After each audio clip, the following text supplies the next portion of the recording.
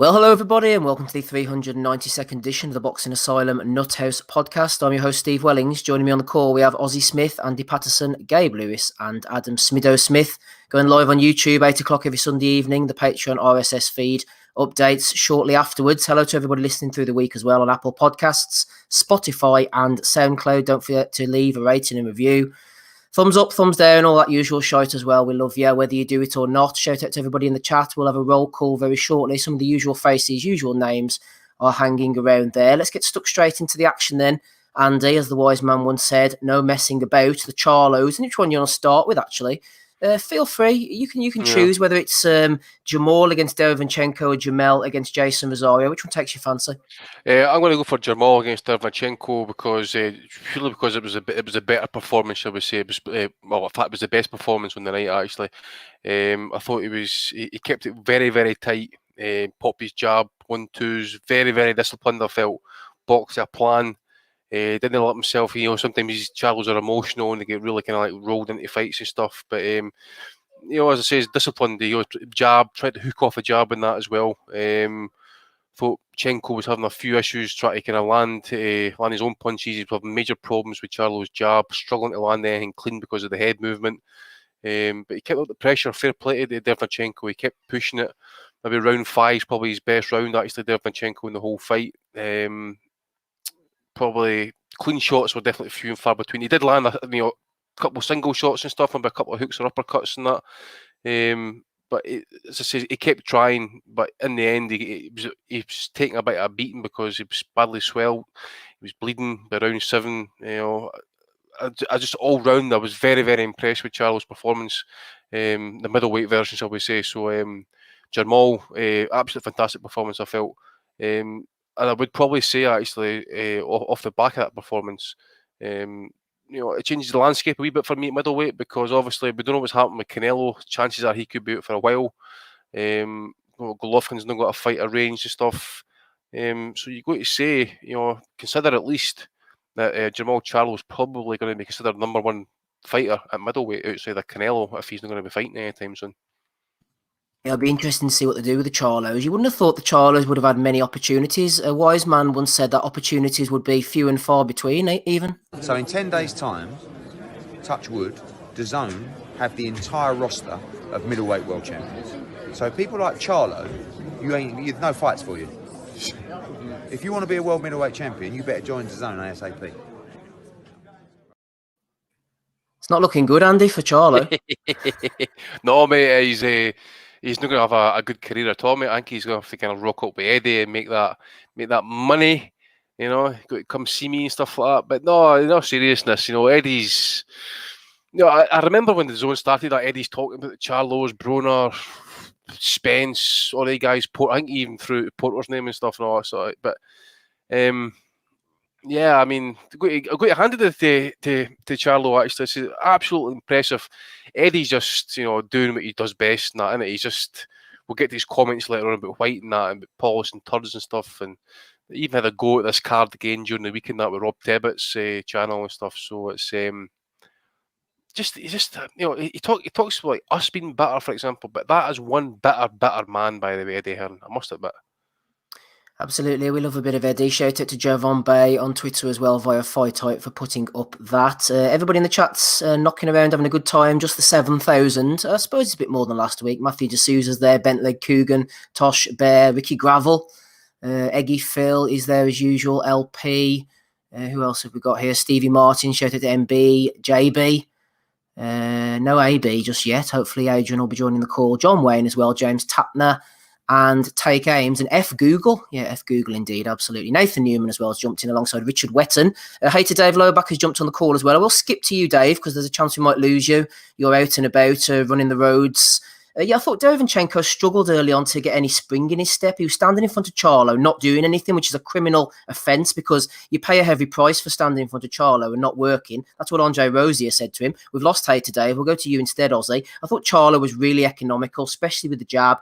When you get inside, you're going to have to work the body. He's got a good beard. You're not going to hurt him upstairs, I don't think. If you're going to beat the Charlos, Ozzy, you have to hammer the body. I agree. And it's something that Derevyanchenko didn't really do. You know what he is? He's tough. his game. But I thought Charlo, it was a very sharp, very slick, and very polished performance. He had to work for it. It wasn't, like a walkover type of thing. I thought Andy's breakdown was excellent, but I thought he handled Derevyanchenko very, very well, and as good as pretty much anybody else has. I mean, look, the two fights he had with Golovkin and Jacobs, there was absolutely nothing in him. There was a coin flick. Charlo pretty soundly beat him, to be honest, and he did the fundamentals a hell of a lot better. Like I said, he had to work for it, but in reality,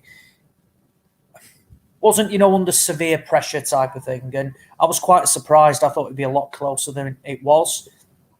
I agree with Andy now that excluding Canelo, it's hard to rule out Charlo as as probably number one in the middleweight division. I'm just pulling up the rankings now, who you're realistically going to put him in with. Do you see a Golovkin fight? Probably not. You've got Canelo, that's a long way off. Chris Eubank Jr. Well, they mentioned Chris Eubank, actually, Ozzy, now that you mention it. They mentioned Chris Eubank on the broadcast. He went over to PBC, didn't quite get, he got a win against Korobov, but not really impressive because of the shoulder. They mentioned Eubank, but... fake win, really, though, wasn't it? Yeah, Korobov, I don't want to see that, man. He's a different level to Eubank, isn't he? He's an absolute different level. I agree. There is levels to it.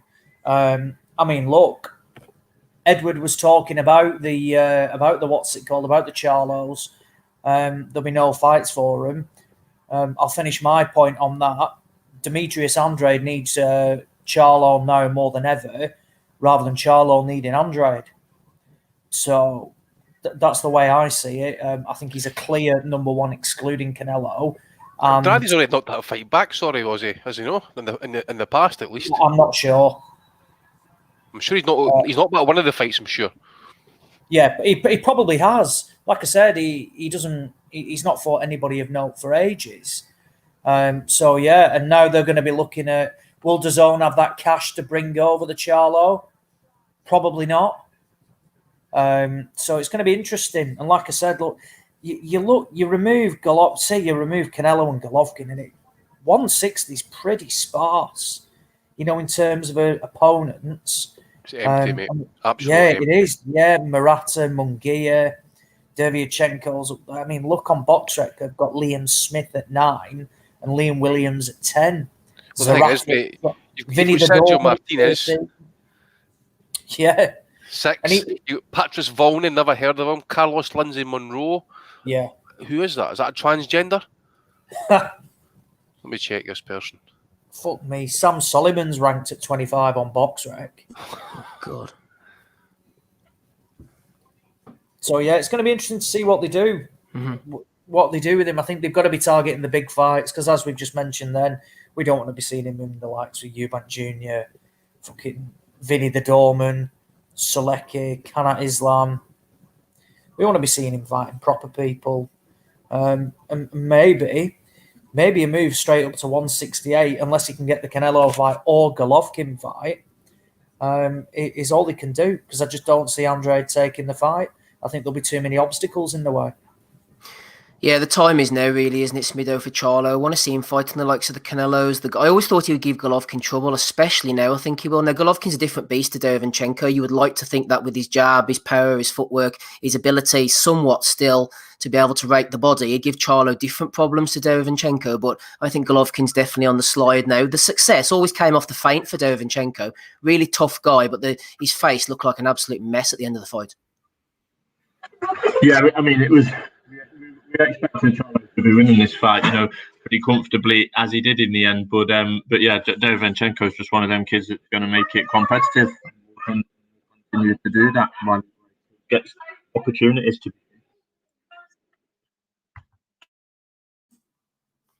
Seem to have lost Smido. Hopefully, we'll get him back again soon. He's fighting with the iPad. Are you there, Smid? Yeah, I was just getting a bit of background noise from the 2-year-old, as you can hear. Looking for some milk in this household at the minute. So, yeah, we're getting interrupted, really, Steve. Just poor form, this, Smid. Yeah. Yeah, but no, I think the Charlos of well, I mean, as we all do, I get them badly mixed up. I know they're at different weights now, which helps. And when there's identical names, it makes it tricky for a casual like me. But yeah, like I said, he's going to be durable. He ain't going to be threatening. Smudge, you're coming through in stereo, mate. Yeah, audio's poor. Smith, get on the laptop if you're on the iPad. I'm on the bloody laptop. Sounds like you're hiding in the fucking cupboard for the Burns, man. Yeah, while he tries and sorts him out, I'll try and get Gabe in on this one, actually. Same thing for you then, Gabe, really. Charlo did exactly what he had to do. As I say, I think he was very economical, used the jab very well. Really solid performance. Derevyanchenko offered all that he could, and it was a decent test. What did you make of Charlo's performance, Gabe? I thought he looked pretty good. Offensively, he was doing exactly what, like you said, exactly what he had to do. Good, stiff jabs. You see some combinations, sometimes bring a right hand after the jab. Really keeping distance well enough not to be dragged into a real battle for most of the fight. There were a few spots where, he let Derevyanchenko close the distance a little bit and kind of pin him in a unfavorable position. But for the most part, I mean, he really looks sharp. And I thought it was maybe a little bit too rough for him. I mean, in terms of, I would like to see him be a little bit cleaner at the end without letting Derevyanchenko touch him up a few times. But really, Derevyanchenko is going to touch anybody that he fights. He's going to find a way to land some punches. He just doesn't have like concussive power that's really going to change the fight dramatically in one really quick second. He's going to be a guy that he'll plug away and he can hurt people, but it's not going to be something that you really are careful of the whole fight. But I really enjoyed that fight. I thought it was really good. Yeah. Also on the call, we have Rapping Rob Kelly. Delighted to have you with us, Rob. How are you on this Sunday evening, sir? Good. What's the crack, gentlemen? We're talking about Charlo, actually, Rob. We started off with Mr. Jamal, who fought Derevyanchenko. We're just saying, I was impressed with Ronnie Shields in the corner. He knows what he's doing, doesn't he? I think he talked him through the fight absolutely perfectly. I was really impressed with Charlo. I think he's at the peak of his powers right now, Rob. Yeah, big test for middleweight Charlo that he passed. I did say last week that I thought they might be getting their Derevyanchenko at the right time after that Golovkin fight, and then Miles on the clock might have put something on him. But maybe that's true or maybe Charlo's just at the peak of his powers, as you say, at the moment, because he was in complete control for the whole fight. Very good on the stick, very good on the jab, getting the jab out there. Buckled Derevyanchenko a couple of times, so obviously carries a bit of power at 160 as well. Really rocked him to his boots with a beautiful uppercut. Another couple of times with the straight right, but Derevyanchenko's hard as nails. Left a couple of marks on Charlo as well after the fight without really offering too much in terms of having him in any danger throughout the fight. Charlo said afterwards that he kind of expected a bit more from Derevyanchenko. That there was periods in the fight where he was expecting him to turn up the heat a little bit and it never came. So maybe he's a little bit sharp, but I don't want to be taking anything away from middleweight Charlo. Middleweight Charlo is very good. I don't think the light middleweight Charlo is as good as middleweight Charlo. I think he's a little bit too reliant on power. He kind of swings a little bit for the fences. He's not as kind of well-rounded as an opponent. But I was a little bit disappointed with middleweight Charlo in his carry-on during the week. I heard him turn on a reporter who said to him at 30 years of age, do you think that Golovkin and Canelo are out there for you? He absolutely fucking completely snapped on the journalist, told him that he doesn't know what he's talking about, and if you're not here to talk about middleweight Charlo, don't be disrespecting me. I'm here to talk about middleweight Charlo only, blah blah blah. I'm calling them that, by the way, because I'm not going to fucking learn their names. I don't know which is which, and I'm not bothered because they're too fucking similar. And anytime I learn them, I always forget them and I'm calling the other one. So middleweight Charlo. Anyway, bit disappointed in him afterwards that he didn't make a statement about who he wants to fight next, because the Showtime, which the fucking production was absolutely awful, by the way, Showtime, they've gave it up. They might as well just turn over the reins of Showtime to us and let us do the fucking Showtime commentary from now on, because they give it as little of a shit about boxing at this stage as possible. To give like that fucking production was horrific. I know they're restricted with the COVID, but that was bad.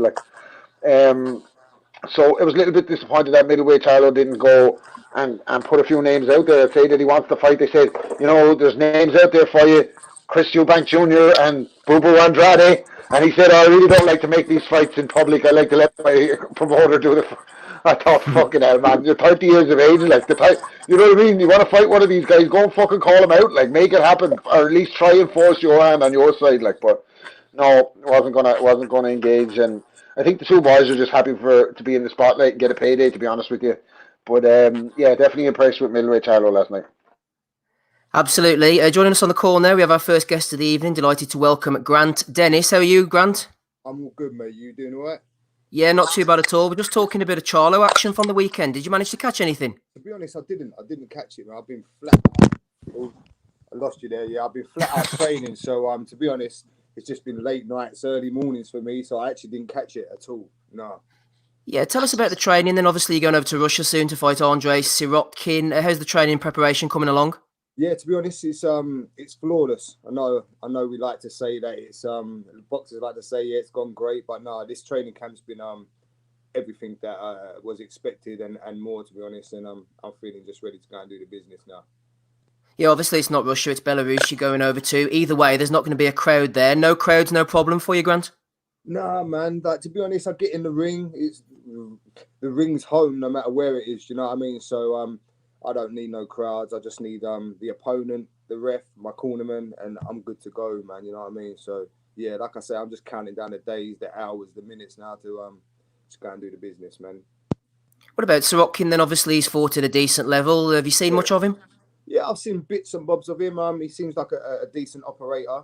Nothing I haven't seen before, to be honest. And yeah, like I say, we've put together a good plan, and I think that we can execute the plan on the night, and we're very, very confident in beating this guy. You know what I'm saying? I know what I bring to the table. I can see what he brings, and yeah, we're very confident in beating this guy, man. Absolutely, you should be confident. A lot of quality sparring over the years. You've been in with the likes of John Ryder, Chris Eubank, Billy Joe Saunders. How's that gone for you? Yeah, they've been great sparring. Yeah, like I say, like you're always picking up tricks, and especially when you're operating at that level, you're always gonna pick up things along the road. So yeah, I've taken great experiences from them sparring sessions and from my fights. I learn every single fight. I learn from sparring. So I just I take loads of experience from them circumstances and situations and sparring that I've been in. Yeah. Obviously, not to put a downer on things, we saw Kingsley Egbenike going over to Belarus, didn't quite get the right decision. You've had trouble in the past with judges in the Elliot Matthews fight. Does that play on your mind at all? Not at all. No, not at all. No, I'm more experienced. I've come along the road a little bit more. To be honest, I don't want to leave it into the judges' hands. But if they do, they would just see the quality and what I'm going to do on the night. Robberies and that happen in boxing. Unfortunately, it's part of the game. But like I say, hopefully, I can nail my game plan and it won't even be up for debate. You know what I'm saying? So. Yeah, it's a bit of a classic road to the boxing ring for you. Obviously, get into trouble in your early teens. Boxing give you a bit of discipline, a bit of purpose, maybe. Oh, most definitely, man. I would without boxing, you know, I've got many friends, many family members, etc., that are like, you know, not here anymore or sitting in a jail cell. You know what I'm saying? So, boxing definitely done great things for me, discipline-wise, and I was always a boisterous kid. And as soon as I got into boxing, it gave me something to aim for and give me self-respect, discipline, and more. And even if I didn't fight or turn professional, I think boxing over the years as a young man and as a boy would have installed some of that discipline into whatever it was I was going to do in the future anyway. So I just think it's a great outlet for any kind of young guy or kid who've got a few discipline problems and want to put their energy into something positive. It's just a great outlet. You know what I mean? And being around the trainers and that kind of situation, being in the gym with people who are striving to progress and be better in their life, I think it's just a great place to be. Yeah, it's good for fitness as well, and obviously weight loss. I believe you were sort of knocking around heavyweight when you started off. Well, yeah, I got to semi-finals of the AVAs in the heavyweight class. I weighed about 15 stone of when I first started boxing at 15 years of age. Do you know what I mean? I was a big kid. Yeah. So yeah, I boxed at heavyweight for quite a bit of time, and then obviously as the years went on, I took it more serious. I started to be more disciplined, and finally, as a pro, I turned over professional at super middle. I was making that weight pretty easy, so we tried middle, and yeah, now I maintain middle pretty easy, mate. So. Absolutely. Final couple of questions for you, Grant. Obviously, hopefully you can go over, get the job done against Sorokin. The main thing is to propel you up those rankings. That's all it's about. It's about getting them rankings. There's no easy fights out there now for me where I am in my career. I want the big fights. I want fights that are literally gonna propel me up the rankings. And like I say, I'm gonna be chasing that British title. So for me, Sorokin, whoever is put in front of me is just another obstacle that I have to overcome. And I definitely want to go for that British title, hopefully sometime very soon in the near future. Yeah, you're going over to Belarus to win, aren't you? You're not one of these guys who's going to go over and sort of just pick up a paycheck. Never in a million years. If I had that mentality, I would quit boxing. No, I train like a champion, and I train like someone who is just chasing their dream constantly. My age is not even a factor. I feel better now than I did at 20, 23, 24 years of age. I'm going over there to beat Sorokin. I'm going over there to absolutely beat him and do it in style. And come back here, being propelled up the rankings and be involved in more prestigious fights for prestigious titles, you know? Lovely stuff. Any social media presence the guys can follow you on, Grant? Yeah, I'm on Instagram at GoGetADennis, on Twitter. So you can get me at Instagram. I think it's Grant_Dennis on Instagram. And you can get me on Facebook as well, just under Grant Dennis. So yeah, follow me. You'll see all my training, all things coming up, etc., social media. Lovely stuff. Best of luck out there, sir, and thanks for joining us. Appreciate it. Very much appreciate it, bro. Thank you. Take it easy, Grant. Cheers, man. Everybody, take care. Bye-bye. Grant Dennis there. Best of luck to him out in Belarus. It's not easy, but he's going on the road to do a job. Where were we then, Gabe? Well, I'm with the Charlos, I suppose, with Jason Rosario. One thing I made a point last week, Gabe. I was talking about the Charlo against Rosario, and I was saying that it's similar to Indongo a little bit. I noticed Vince Cummings in the Boxing Rant also picked up on that point, so I wasn't alone. And that body shot finish was slightly reminiscent to the way Crawford put Indongo away. Rosario picked up those two titles the way Indongo had. There was definitely similarities, and it was a bit of a strange one for you, Gabe, the way he poked that jab into the body and got rid of him. Yeah, I thought that it was like the reaction was weird to me. Like when I saw it, he was like, I don't know, it looked like from the angle that it was at originally, he looked like he was kind of like twitching a little bit while he was trying to get up and get some air in his lungs. But like to me, the punch, the jab was, I mean, number one, it was obviously the perfect shot because it did absolute damage and finished it off. So, but we know the Charlos have pretty decent jabs. It seems like which one? Jamel, right? Working with Derek James, the trainer for Errol Spence. It seems like he has his guys, at least from what we see with those two, work on a good solid jab. And we know Jamal Charlo, the other, the middleweight Charlo, have good solid jabs. So I think that they've come from schools of thought with Ronnie Shields and so on, where they have good jabs. It was a good jab. But to me, it looked like it landed like a little bit low to be as impactful as it was. I really was, as I saw it, live, I was like, oh, that's a little bit of a lower punch than where you might expect that kind of reaction. And so I was kind of taken aback by his reaction. And then as he finally rolled over to get up and stuff, and then he got up and he was cringing, you could tell it was just a perfectly placed shot. I mean, out of all the things that I expected to end that fight, I didn't expect that at all. It was a complete surprise ending and a terrific punch. That fight was really like it had moments where it seemed like it was starting to heat up a little bit. And if that exact thing hadn't have happened, then perhaps it could have gotten to be a little bit more of a combustible kind of fight. Because there was definitely some moments Rosario had,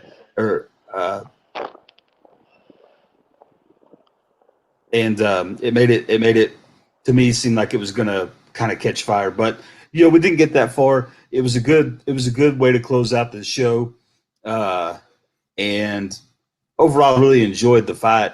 as it was, because Rosario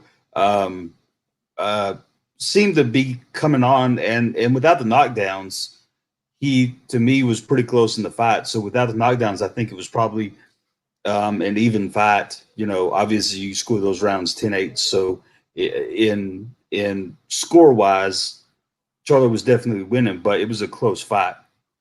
And I think it showed some more of those flaws that Charlo has that can be exploited in different fights as he continues on. I mean, the 154-pound division is right now one of the funnest to watch. It's really competitive in that top bracket of fighters. You have Erislandy Lara, Jarrett Hurd, Charlo, J-Rock. I mean, tons of guys in there that are going to be competitive every time out. And each one of those guys has certain flaws. It's not like some of these divisions that you look at where there's kind of a stalwart, where a guy's like, you pretty much know what you're going to get every time out. Like at any point in time, you match these guys up 4 or 5 times, you can get a different result every time out. So it's really kind of a fun division to me, despite maybe not being really solidly clean across the board and able to say this is the guy. Because, you know, you put Charlo in with like a Jarrett Hurd, and Hurd could very easily win that fight. So there's like, although we have a unified title holder, any guy at any fight can step in there and take over the division. And that's why I find that division so fun right now, because of all those things that you have going on. Yes, fun division indeed. It was the evening of the body shot. We will be going on to Josh Taylor very shortly. Also, yeah, the Showtime commentary team I thought were a bit strange. Mauro Ranallo seemed like he was a bit off. His stream wasn't the same as the other guys or what. But anyway, we'll move on from that shortly. Before we do so, delighted to welcome our second guest of the evening, the esteemed former world champion, Duke Mckenzie, is on the call with us. How are you, Duke? Hello, mate. How you doing? Not too bad at all. Thanks for joining us. Talking a bit of Charlo there, Duke. Did you manage to catch anything over the weekend? Yeah, I thought Charlo brothers done extremely well. I did tip both of them to win for the Ring magazine, and yeah, I tipped obviously I think the younger one to win inside the distance, and the other one to win on points. So no, tell a lie. I thought they'd both win inside the distance, but anyway, they both got the victory. That's the most important thing. Absolutely. A bit of Josh Taylor as well, just briefly. What about the body shot, Duke? What was your professional opinion on that finish? Well, you know, I've been stopped with a body shot before myself in world title fights, so I've got total empathy for the kiddie that lost with the body shot. You know, Josh Taylor's very much on the ascendancy. Everything he does right now is just working for him, and I wish him all the best for the future. I think he's got a hell of a chance of becoming like undisputed champion. Like I say, he can't do any wrong at the minute.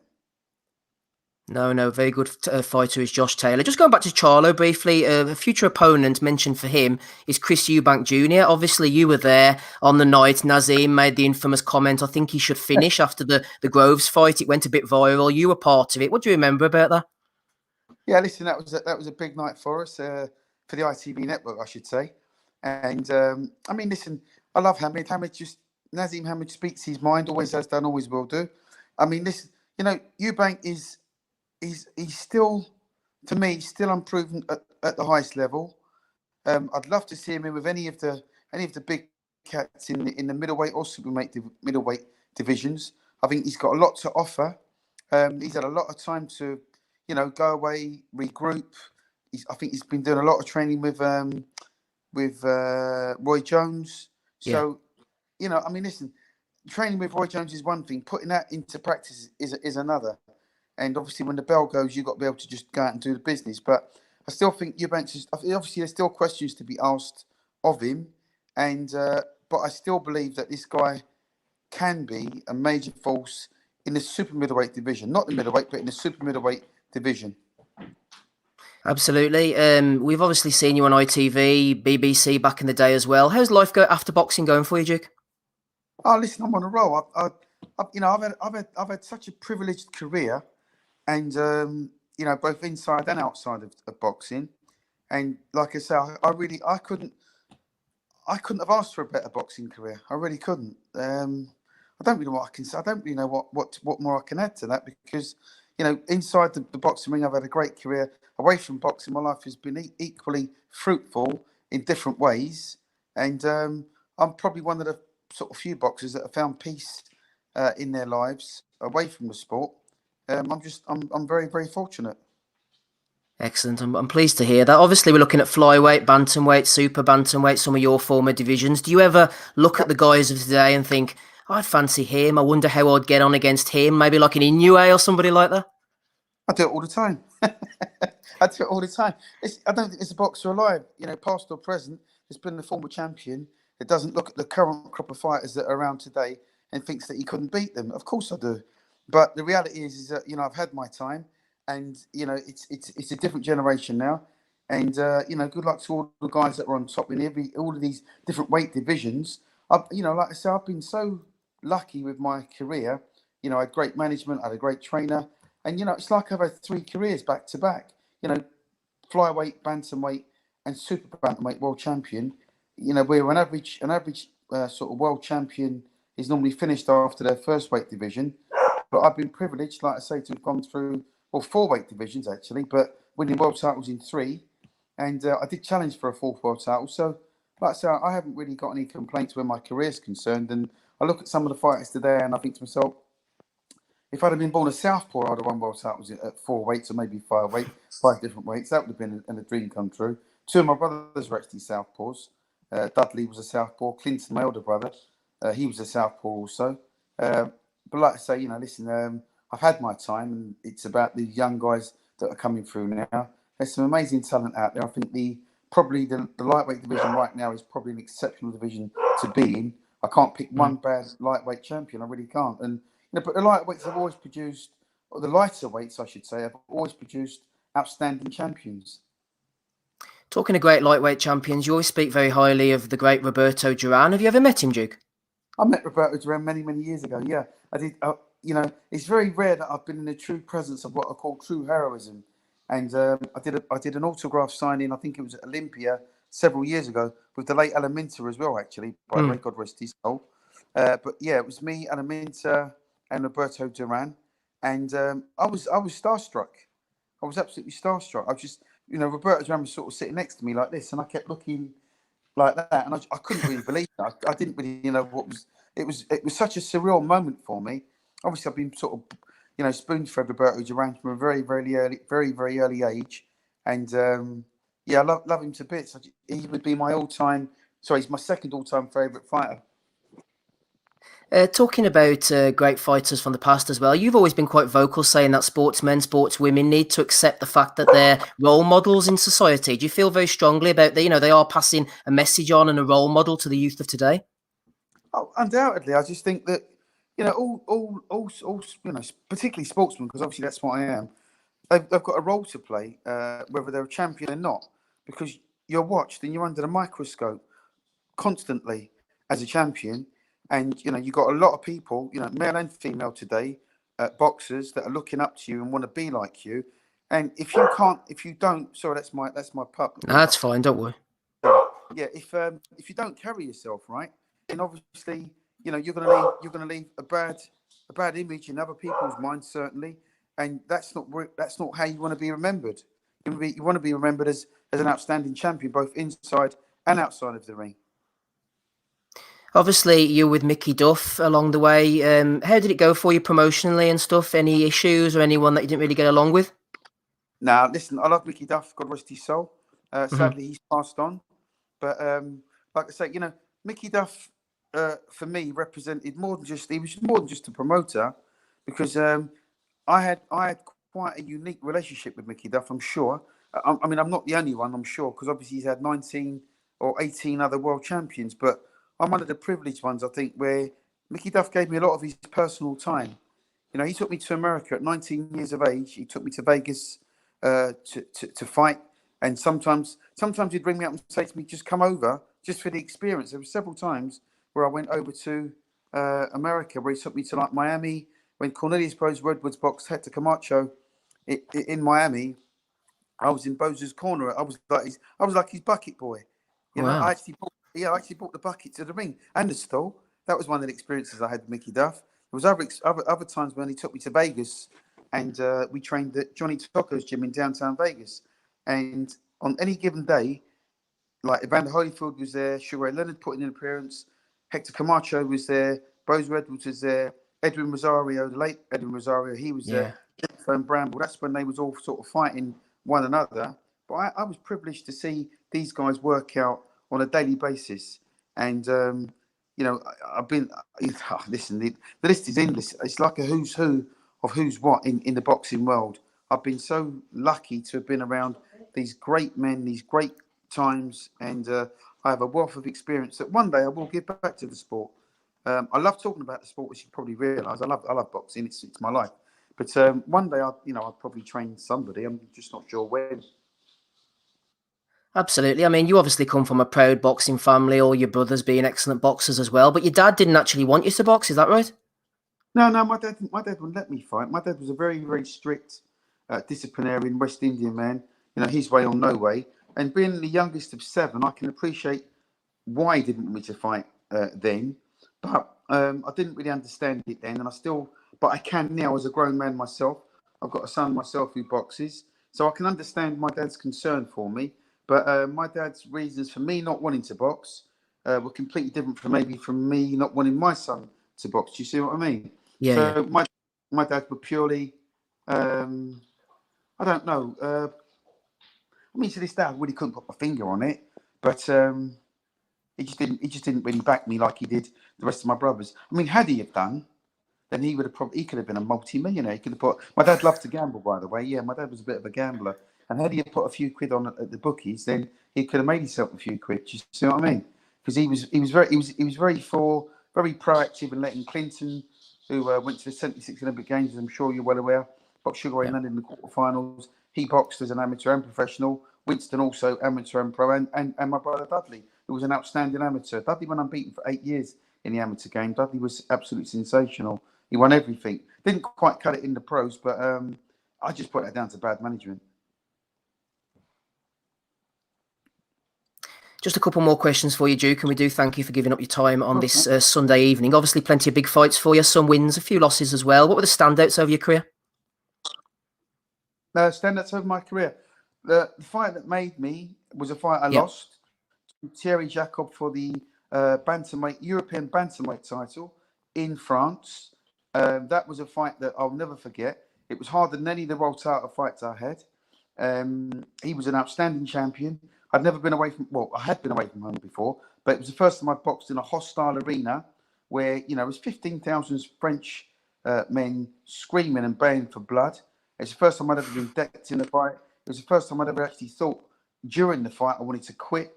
It was the first fight that I'd ever, I had blood in my urine for 2 days after that fight. It was a very, very brutal. I class it as a brutal fight because I'd never been hit low before. I'd never been hit in the neck, in the eye, in the nose, in the lip, in the ear. This guy hit me everywhere, in the kidney. I'd never been hit on the thigh, on the backside. He hit me everywhere, this kid, honestly. But it was a great learning fight, and that fight helped me to develop a style, what I like to call a complete boxing style.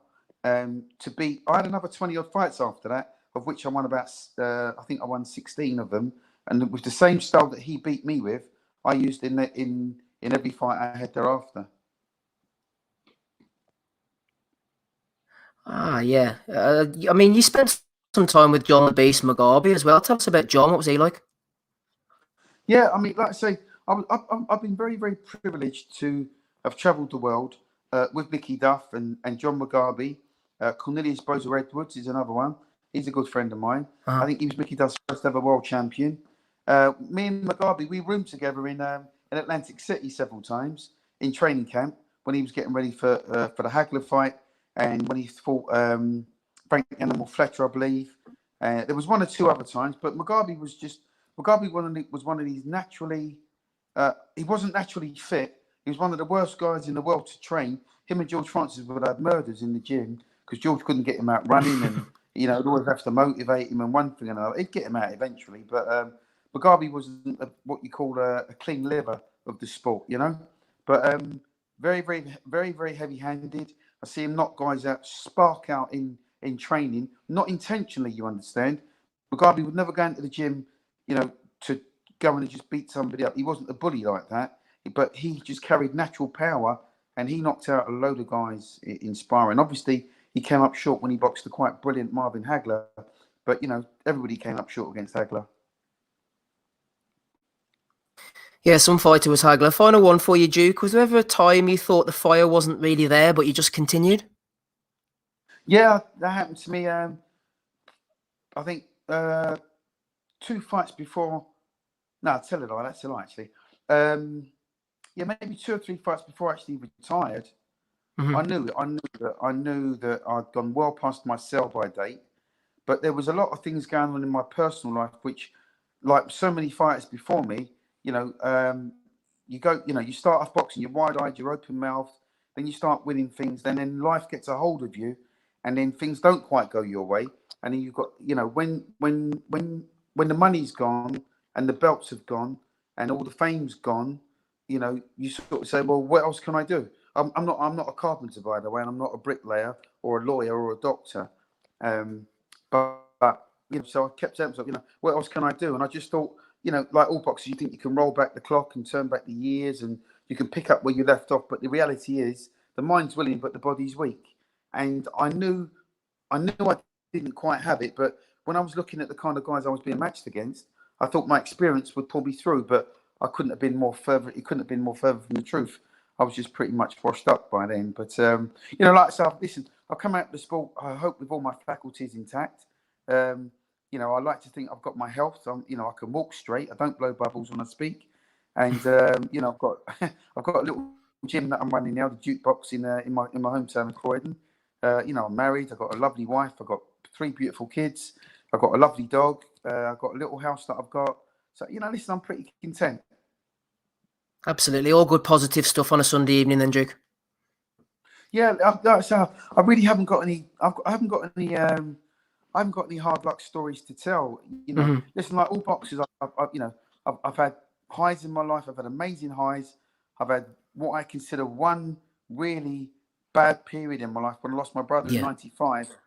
That crippled me, that crushed me, and that's something I have to live with on a daily basis. But other than the loss of my brother Dudley, my career, both inside and outside of boxing, listen, I'm doing a book now. If I ever get round to finishing it, then I'll send you a copy.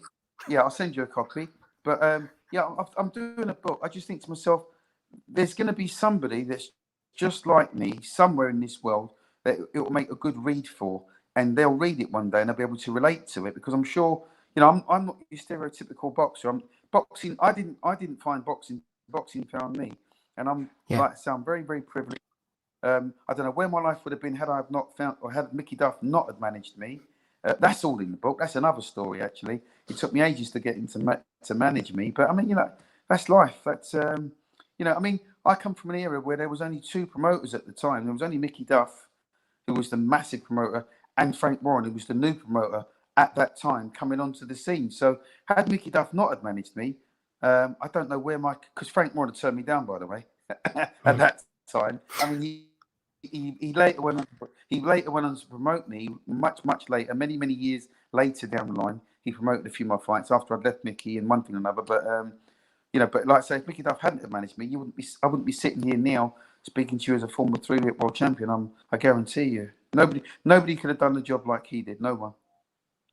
Well said, Duke. Absolutely top man, former 3-weight world champion. Thanks for giving us so much of your time. Appreciate it. Being so candid as well. Mark, listen, thanks for the invite. I really appreciate it. Love the show, by the way. It's not the first time I've listened to it, so I'll continue to do so, and I'll continue to support you, champ. That's the name of the game. Brilliant stuff, Duke. Take it easy. Thank you, sir. Thank you very much. Cheers. God bless. Bye-bye. Bye-bye now. Duke Mckenzie there, top man that he is, former champion, just slightly before my time, but we've seen plenty on YouTube. If you're too young to remember Duke, go and have a look at him on YouTube, as we tend to say. Smido enjoyed that one, didn't you, Smido? Can we hear you any better now, sir? Well, hopefully, yeah. I mean, Duke was before my time as similar to you, Steve, but you can tell it just absolutely resonates from him. He loves boxing. All the boys in the chat are loving that. Ricky Gravel says, nice man. JG says, good guess. Shout out to Ozzy Smith for sorting that one out for us. Big up the Duke, says scum cunt. Scott Crom, which is Crom Scott. Remember him, Andy, from back in the day? Crom Scott is back with a vengeance. I used to be over Twitter a lot. I don't know what's happened to him now. Another one got purged, probably. Fucks me though, he says. Fucks me though, indeed. I'm not sure where we were at. Let's go on to the undercard then, first of all, with you, Andy, while you're unmuted and unleashed. I was bigging up another Duke last week, Duke Micah, taking a bit of an L. I said, is he the next Maxwell Owuku or is he the next Azuma Nelson? Probably leaning towards the Owuku side. He was like a Poundland Ike Corte, looked a bit off balance, couldn't take the punch. He stepped up against Casemiro, couldn't take the punch at the highest level. Shame for Duke Micah. I don't know if you saw that one, Andy. Saw Brandon Figueroa as well. Calls himself the Heartbreak Kid. He's going to be called the Brain Broke Kid if he keeps taking too many more shots. God, that kid needs to develop a defence, I think, because he took far too many. He didn't see Lewis Neri. I'm going to shit on that fight later on. I thought that was a disgrace. I was mentioning the Showtime commentary as well. Talk to me about whatever you think about the commentary, the undercard, whatever took your fancy. Well, thankfully, I actually watched it on a Russian feed. Thankfully, but during the course of that, you could actually hear Ronello screaming in the background, that commentary. So I don't know what the situation was there, but yeah, I mean, I love Casemiro's attitude to that fight. He just came in there, pressure for the off, worked the body, good solid round, first round for him and stuff. So he just kind of like punched holes in him in the end and stuff. Micah just couldn't hold that power. So again, Casemiro kind of building up a nice wee resume for himself there actually as well. So I think after Inoue fights Maloney and stuff, I think he probably deserves a chance at him and get a wee good payday for himself in that as well. Figueroa, Vasquez and stuff. It was one of the type of fights that where Vasquez, you can see the size difference actually. Figueroa is obviously a weight division bigger than that. He's a big kid for super bantamweight. I thought Vasquez started pretty well. He was countering, he was pressing at times. He let his hands go. But you could just tell Figueroa had basically had the more power. And I thought by like round 4 and 5 and that it was just all him. It was just all pressure for him. He's slightly better to watch than his brother Omar, shall I say? But in the end, Vasquez just got a badly swollen eye, and it was getting heavy weather for him. So I think it was the right call. He got caught with a huge overhand left and badly wobbled. And the brief kind of follow up, and that just kind of stopped the fight. And that's all it was. Payano against Roman. I had that a draw actually. I think it was like either a draw or a kind of 7-5 either way type of fight for either guy and stuff. I just don't think Payano got the respect or the credit for how he. How funny was that knockdown at the end, Andy? Imagine if it had been a draw. The fact that he got knocked down, was it like a millisecond before the final bell? Could have been really had a real bearing on the fight. It didn't, but it could have done. It could have done. It was a knockdown. It was definitely a knockdown. I thought. What else did I see? What else would we see? Who else? I didn't see Neri. I couldn't interest in Neri. I mean, that belt's been gift wrapped to him. I can let you come into that now if you want. I mean, that was what I seen on that card. Roman Payano is a draw for me. I don't think. I really think Payano didn't really get the nod because he wasn't much of the aggressor. He was more kind of wanting to kind of counter, and Roman kind of like left it late to kind of get in into his stride, really, shall we say, and that's maybe how he kind of pulled out the fight and that. But I just thought with the kind of cards that was handed in, just really didn't really kind of respect or give credit to what Payano had been doing. But that's just my opinion. That's either a draw or a point or two either side possibly. But Casemiro, as I says, I was happy with him. He came out business-like fashion. Figueroa should try stay at 122 for as long as possible. I think he, like his brother, could have a shall we say, a kind of a sell-by date. I think it could be a very short one. Yeah, I think so. Yeah, being Omar Figueroa's brother, he's of no help to him whatsoever. I thought Payano came in, looked a little bit old and heavy, but he was sharp enough. Daniel Roman, I like Roman, but he's a good fighter. But if you step off him and let him do his thing, but if you keep him busy, you pose him problems and he struggles. Gabe, let's move into Lewis Neri then. We found out a few things about Neri. He can be fiddled about. I like this Aaron Alameda, whatever you call him. I thought he was like a little cut price Ronald Winky Wright. I actually had Alameda winning the fight personally. I thought that 118, 110 Gabe, Don Ackerman needs a Bellew of the week for that. Only giving Alameda 2 rounds. I think he was slipping, he was countering, he was blocking a lot. He took a few shots as well. It was a close fight, but he was landing a lot of counters with the right hand, the left hand as well. Didn't throw the uppercut to thought so much he was going to. But I don't know, Showtime are way off in my opinion. Steve Farhood and the Reynosos maybe trying to get Lewis Neri boxing a little bit more patiently, less raw. I'll tell you one thing, Gabe. Lewis Neri is going to be, love him or hate him, which most of us hate him, to be honest. He's going to be a very hard fighter to beat. He can punch, he can box. Nothing seems to faze him. He's actually a pretty good fighter, Neri, even though I thought he lost, Gabe. He did fucking lose, Steve. That's the problem. Showtime was disgusting fucking last night with their constant bullshit. Fucking Steve Farhood. What do they call him? The Mr. Box Wreck or some bullshit like that. The guy, I don't know what the fuck he was watching last night, man, because it was a pile of shit. His scorecard, to be exact. So Alameda comes in. He's doing just like what you said, jabbing, sticking the jab, circling Neri, making him look like a fucking fool. And then he comes in and Farhood's like, oh, we've got him winning the fucking first 4 rounds or some shit like that. Like, I think he Farhood had him winning 1 of the first 4. Maybe it was the 4th, something along those lines. He may have had a shutout. But I'm giving Alameda the majority of the first 4 rounds, 3 to be exact. I get it. It was a close fight. Anybody that watches it and tells you that it wasn't a close fight doesn't know what the fuck they're watching either. I don't know that I would necessarily be like livid over the win for Neri. But here's my fucking problem. And this is the same bullshit we see all the time. If it had been Drevianchenko in Neri's position and Charlo in Alameda's position, Charlo would have still gotten the win. I just have a real problem with the way that the fight was scored because they kept saying, oh, Neri's landing this, he's landing that. He wasn't. He was landing on elbows and arms. Alameda was doing some great work defensively, blocking, turning him. Yeah, he got caught with a lot of punches. He probably shouldn't have gotten caught with. From what I saw, he's probably got a little bit relaxed in a few spots. And then a few times I thought he gave a little bit too much ground. Like there were times where he could stand his ground and keep Neri backed off of him. But then there were other times where he gave up too much ground.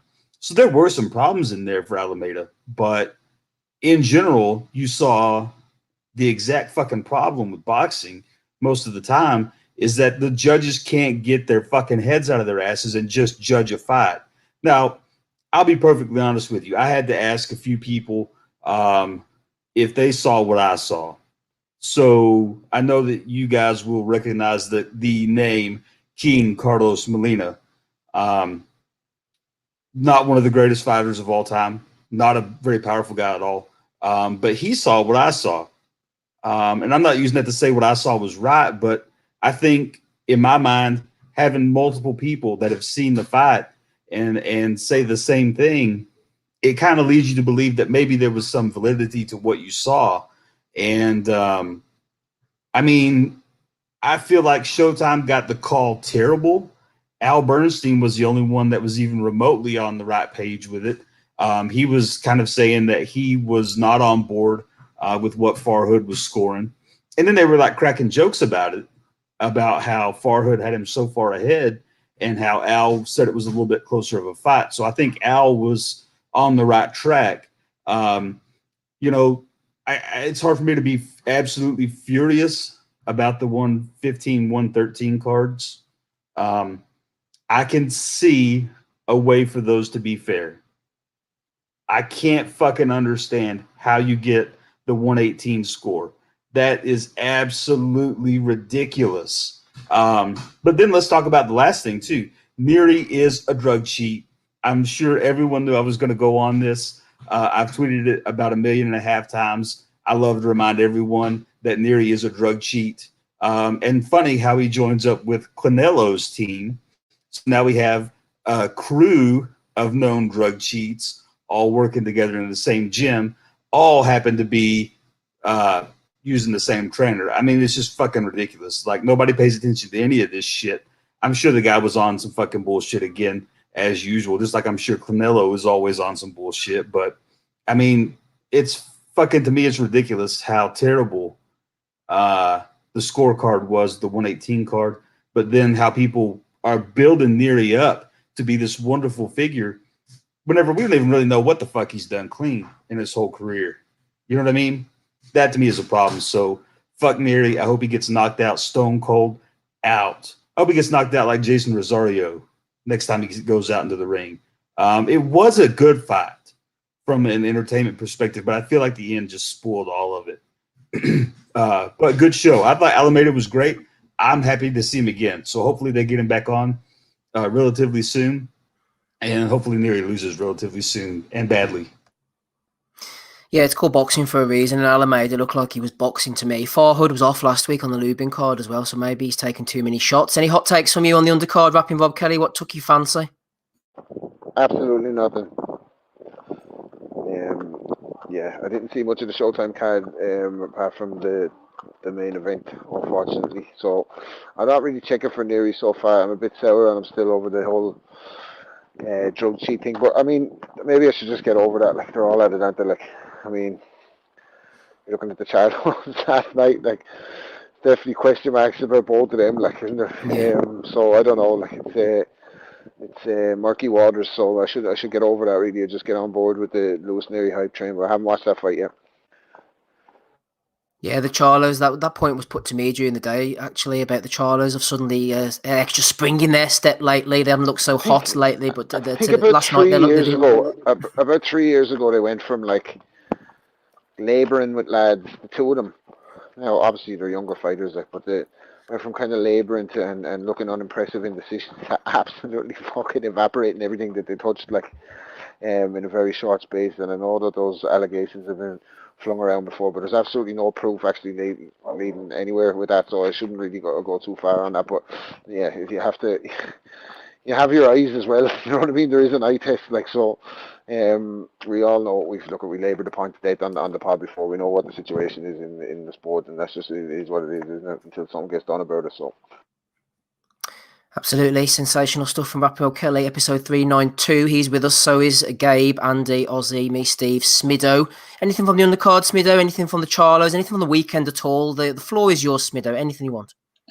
Well, that's a dangerous thing to give me the floor. I didn't see a whole lot. It was just refreshing to have a no bullshit, no messing about, genuine fight live.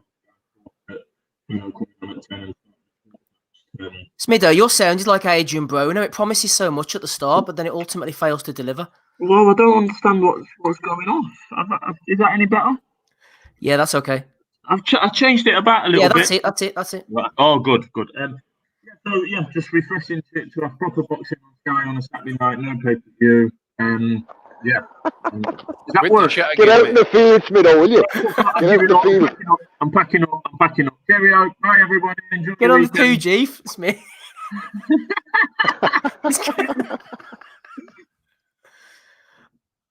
I feel sorry for Smith. He's trying really hard here. It's just not happening for him. Not happy about it. Anyway, I might just sit here on video and just provide the visual entertainment rather than audio. No problem. Good to have you, Smith. I agree wholeheartedly. Ozzy, anything from you on the card briefly before we move on to the other stuff? Give us a quick rundown. Nothing to add, really. Nothing to add, so let's move on. Let's move on with you indeed, Ozzy. Let's go over to, I was going to say Scotland. It wasn't quite Scotland, was it? It was over in the York Hall. Josh Taylor knocking out Kong Song. I was talking to friends of the pod, Take Ames and Big Ben Faruqi last night, and I think this was the perfect fight for Taylor. Got the hell out of there, got rid of Kong Song, no wear and tear. Moving on to the big fights, I think it went pretty well for him overall. Couldn't have gone any better, could it? Bit of a weird finish. Naturally, body shots can hurt, and the way the guy went down, it clearly hurt him. Unless he just completely chucked it and just didn't fancy it. But I saw a bit of footage of him getting out the ring, and he couldn't climb out, so he had to roll out under the bottom rope. So you would assume there's some damage.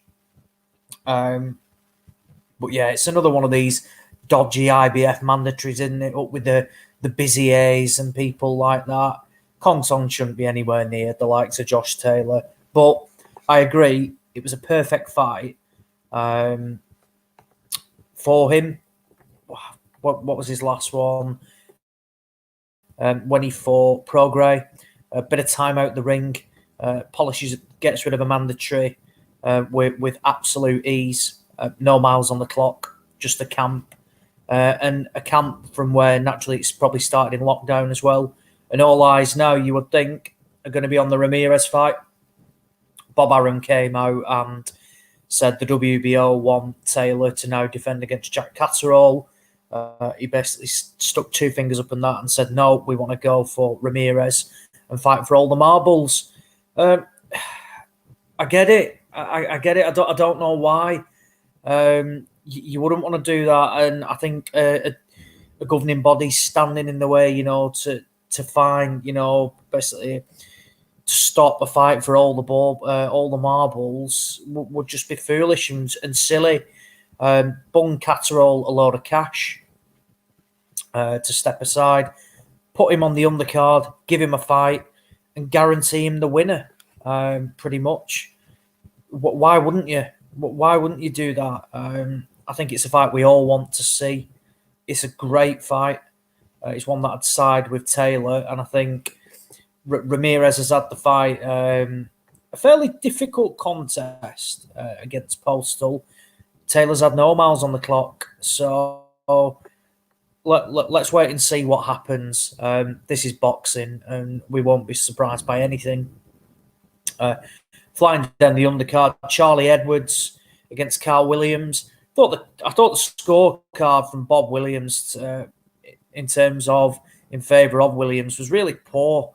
No, I mean, just to give him a round, I just can't side with that. I thought Williams at times was landing at will against Charlie Edwards, who isn't a bantamweight, and particularly these little weights, £2 here or £3, it makes a huge difference. Edwards needs to do all he can to get down to Superfly. I know he's jumped up from fly to bantam, but for me, he needs to find a level at Superfly, and even then, I think it's going to be a huge ask for him.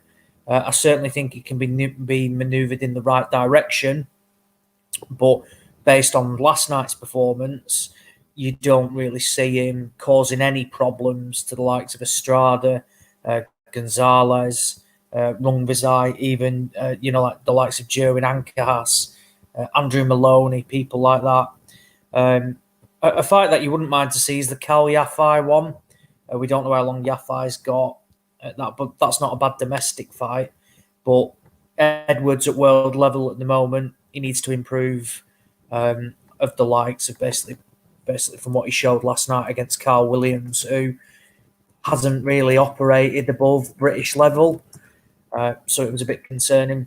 David Oliver Joyce actually called this to somebody else, saying I think he'll get beat because that Baluta was the guy who beat TJ Dahoney, and then he actually beat Carl Williams as well. And I said to a couple of people that I actually thought that Baluta would have been a better opponent for Charlie Edwards, and Joyce could have fought Carl Williams. I actually thought that would have been a better matchup. And on last night's performance, if Baluta can make bantamweight, he'd have beat Charlie Edwards. This Romanian lad, look, he fears nobody. Joyce talking about retirement now. You know a bit more about him than I do, Steve, naturally, from the Irish connections. He got battered off Lee Wood, beat handedly last night as well. Sort of ignored the Lee Wood thing, the way they were talking about him being an excellent amateur and it's one last go up to world level. I thought they sort of ignored the fact that, he's a bit vulnerable. Yeah, exactly that. It's bizarre. It's bizarre why they ignored that, because again he was knocked out in that. and he was knocked out again last night. It's difficult to see him come back from where he is, really. Yeah, he won't. The rest of it, I look at, I scanned over James, Davey, Flynn. Didn't think the card was great last night. A couple of fights fell off it. They've been added to the Liam Williams one, in a couple of weeks. But all in all, look, Taylor ticked the boxes he needed to. Edwards got 10 rounds under his belt after being out the ring for a very long time. Let's wait and see where they go. But to finish, I think we all want to see Josh Taylor fighting for all the marbles. Ideally, it'd be great to see it in December. Whether that happens, I'm not so sure.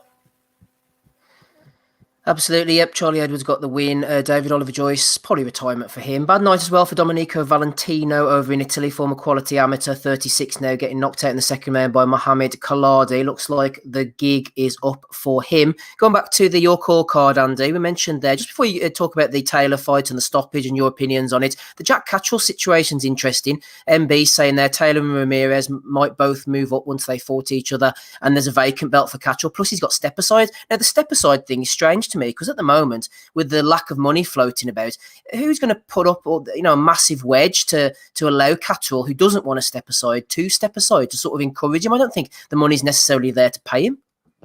Yeah, well, again, I mean, how much is the belt worth? You know, at the end of the day, I mean, Taylor and Ramirez aren't exactly kind of worldwide draws. You know, I mean, they earn good money and stuff, but how much is that title going to be worth? You know, at the end of the day, it's people know who the top two fighters are in the division. Do we really need the belts?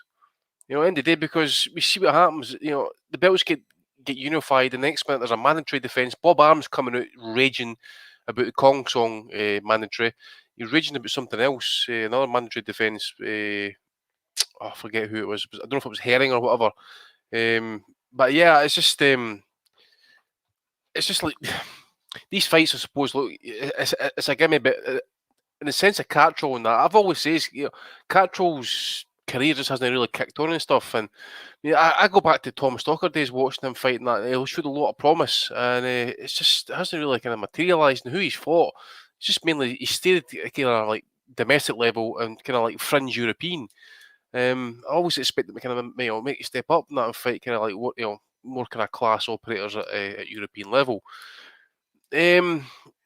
Again, I suppose at the end of the day, he's not earning money just now and that, so maybe step aside money would be enough. I don't know how much it is. Say, pluck a figure out, I don't know, 50 grand or whatever. I mean, it could go a long way to pay off a mortgage, probably, help buy a house at least. And then he gets another payday, I don't know, 6-8 months later. As Ozzy says, get him a fight on Undercard, so he gets a payday there, and he's got a world title fight kind of like 6 months later. If it's for a vacant belt, then so what? I mean, if he wins the belt, then he gets more opportunities and he gets more paydays. It's just that simple. But what age is he now, Jack? He must be late 20s now in that as well. So, you just wonder where his peak's at the minute. I mean, are we ever going to see it as his peak coming and went? We just don't know. I think he's really talented. I just hope whenever the opportunity comes, he doesn't leave. He doesn't do a Howard Eastman and go in and just do enough to lose like Eastman did against Joppy and Bernard Hopkins. Yeah, I know what you mean. He's 27. 27. I've always said I would like to see him get a solid win at like top end European fringe world level. I think he's been carefully matched. I think it's fair to say. Look, he's done everything he can domestically as well. Yeah, he has. Yeah, and look, he's been in the WBO ranking since I think he beat Tom Stalker. And look, I think that people will see that as his coming out fight. The one before was a big win. He knocked out Nathan Bruff, who was a decent amateur. But it was the opponents after that, the likes of that, the random Argentinians and a couple of Mexicans that are there, just to defend your title type of thing. He comfortably dealt with Joe Hughes, who went on to win a European title over in Italy, and then arguably beat Robbie Davis Jr. as well, and just didn't get it on the cards. So I think we can say that he's comfortable. He's probably at European level. beat the likes of Tyrone Nurse comfortably as well. And look, Nurse is no easy fight for anybody. Beat Tyrone McKenna, beat O'Hara Davis. So domestically around there, he's come through unscathed. His last fight was against that Timo Schwarzkopf, German guy. Look, solid, isn't it? Just a solid, solid operator. Wasn't going to ask any questions, but tough. Gets you the rounds in. Look, I know his team, they're going to be banging the drum. They're all over this fight for they want Ramirez next. And why wouldn't you, to be fair? Well, why would... Yeah, I get it, but he doesn't owe Josh Taylor anything, and he's waited a long time for this mandatory shot. So I get that. Whether they come to some arrangement, I don't know. Like you say, Andy, I know that there's not going to be huge sums of cash flying around, but you bung him 50k just to wait another 6 months type of thing, 4 months. Tied him over for a year at least. Well, it's not even, I tell you what, but like you say, it pays off a mortgage. But what the WBO can do is a case of, right, the mandatory kicks in and then you've got negotiations and it has to happen something like 90 days from the day after the fight. Then if there's a rematch clause in, the said winner, whether it be Taylor or Ramirez, they either walk away from a lucrative rematch for pretty much all the belts again, or they chuck it away at the WBO, and then Jack goes and fights for a vacant title. So there are ways and means around it. It'd be interesting to see, if I think it would be foolish not to put him on the undercard because it just builds the next opponent. Who they put him in with, though, I have no idea. Because you'd want a somewhat solid test as well. Not just going in and then fighting like fucking hell, whoever. Like Joe Bloggs, who's just going to ask no questions of you. Yeah, well, that's a huge... That would be risky. I wouldn't see him doing that. No, not at this stage, but you think about as he was coming up, before that was sanctioned as a mandatory challenge, and that he should have fought someone on that level. I agree. Josh Taylor done it to see if he was going to sink or swim when it got to the top. Because you said it, Steve. Is it going to be one of those situations when he gets the big fight, the big opportunity? Yeah. Is he going to welch or is he going to actually step up to the plate? We just don't know. And to me, if he gets Taylor or Ramirez, to me he starts as underdog in my opinion, just because based on what Ramirez and more so Taylor's done in the last couple of years. Look at the Tyrone McKenna fight. I was ringside for that. I thought he was going to bang him out. I'm sure he dropped him a couple of times. Francis Warren was at ringside going, finish him. And it went the 10 rounds. And I think Tyrone was coming back into it at the end. And early on, Steve, he battered McKenna up and he dropped him heavy. And it's like he didn't go through the gears. And sometimes... Tell you what, I don't think he's getting that fight no matter what. Because when you hear Aaron talking about him, he's like, who the hell is Jack Catterall? Nobody knows him in the United States. He's never fought a top 10 opponent. It's like he can't understand how Catterall's mandatory anyway. He's basically saying, if you look at Taylor, who he's fought over 16 fights, and who Catterall's fought around the same, it's like there's massive differences in the level of the opponents that they... Yeah, I agree with that. Taylor's been fighting at elite level, and I think to go around it. The point I'm trying to get at is, I think if he beats Ramirez, he's going up and he's taking the Crawford fight, because Crawford's not getting a big fight. With any of the PBC guys, the Spence fight's not going to happen. If he fights Brook, that's going to leave a sour taste in a lot of people's mouths because he's going to smash Brook, and everyone's going to say, "What the fuck is he doing fighting Kell Brook?" Taylor, if he beats Ramirez, is the only test out there for Crawford available. Taylor would say that promotional wise, and he's a big test. He's big at 40 as well. I don't see him staying there if he beats Ramirez. So Catterall probably could fight Ramirez for the vacant title or something like that, but I don't think he's getting a Taylor fight down the line. Yeah, it's going to be interesting to see what happens anyway. I'm just looking at. You said it right, like a poster. I said like a Chris Algieri as well. Someone like that. Kirill Relic. Just someone along that line that is certainly winnable, but has operated at that level. I think he beat Algieri Fuck me, Tommy Paul was tagging Algier. Yeah, Baranchik could be a great fight. Well, Baranchik's fighting to pay next week. I think Relic would be perfect. I think Relic, yeah. Is he retired now? Not Relic. sure. Not Relic, sure. aye. I'm sure he retired. He's done a lot of sparring as well, Relic and Catterall. And Jack, this was a while ago. It was when Relic was with Ricky. That'd be the worst thing that happened.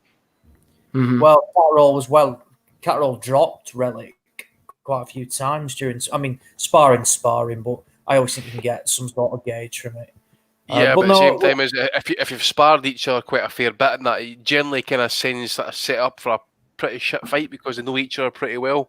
They know what they're going to do, unless they've left something, hiding. I don't know. Anything else, Ozzy, before we go on to WBSS? No, nothing. Let's we can happily move on. Rob, I want to move on to you, actually, trying to put aside your comment about Kell Brook leaving a sour taste in the mouth. Back onto Josh Taylor. What about the Kong Song body shot? Have you ever rolled around the streets of Wexford after taking a body shot like that, Rob? No, I got one before off a fairly big puncher, but I just got my elbow in, and it kind of deflected off the elbow, so I didn't get the full force of it, but it was just at the end of the round, man. Just hit me on the right in that spot. And I just remember going back to the corner, but so I could understand it. Yeah, I mean, the Kong Song shot and the Rosario shot were similar in that they were both crippling punches, but they didn't look like anything to the naked eye when you saw it the first time. I thought Kong Song was having a bit of a Spike O'Sullivan. He was good for 120 seconds. Seemed to start well, looking for the right hand. Was probably winning the round a little, and. Taylor, I thought last week would break him down to the body, but I didn't think he'd fucking stop him with the first shot he hit him with. Peter Rashad just landed in the right spot, and they fucking debilitated him to the point that they had to stop the fight. But it was funny. It was odd watching both of those knockdowns in real time because I was like, what the fuck is going on here? It looked like a headbutt or a clash of heads from the first angle. But Kong Song, a lot of people were building him up in the week and saying he was going to be a big test, and you kind of feel for a guy like that who's after getting into a mandatory position because it's going to be a long way back for him after a performance like that. You know what I mean? Blown out in the first round. How do you get back up there? Although it didn't happen for someone recently, they won the Charlo opponents. Lubin. Lubin. Yeah, he's going to get knocked out again by Charlo in the first round. What a great legacy that's going to leave. All these fellas making statements. That was a statement that he had the guy hurt in the 12th round. I had him hurt in the 12th round. That was his statement. And then someone said, Tony Yoka made a statement this week by knocking out Johnny Duhapis. Yeah, he did. He made a big statement. He made a statement that he's 39, knocking out Johnny Duhapis after winning a fucking Olympic gold medal and testing positive for steroids. That's the fucking statement he made.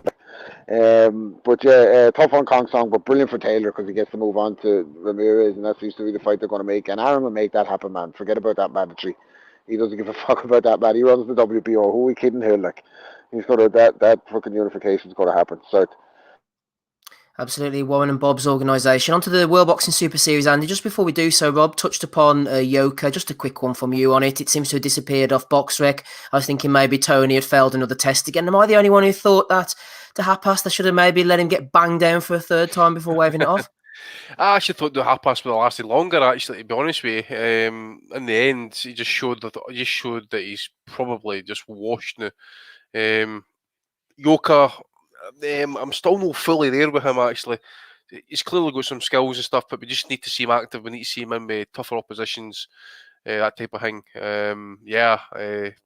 Pretty much, yeah, that's about it, really. I mean, yeah, obviously it's been taken off BoxRec.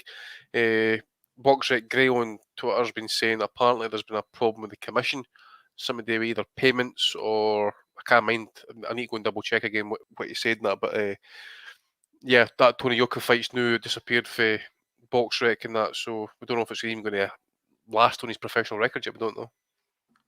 On to World Boxing Super Series then quickly, Andy Brady. As we said last week, if he could avoid the power of Dortico, he's pretty one-paced, Dortico, and there's one thing that Brady does well, is time his opponents, get into a rhythm. He's a really nice technician once he gets going, and he's hard to beat. It definitely is. Once you got into the rhythm stuff, I thought that it was, both fighters were pretty great, actually. It was, it looked like at the start that it was really going to kind of set fire on that, but I just think Dortico, who was applying just the heavy pressure on that, he was just kind of looking for the one punch. Okay, it was 1-2s that, but he was really looking for the right hand.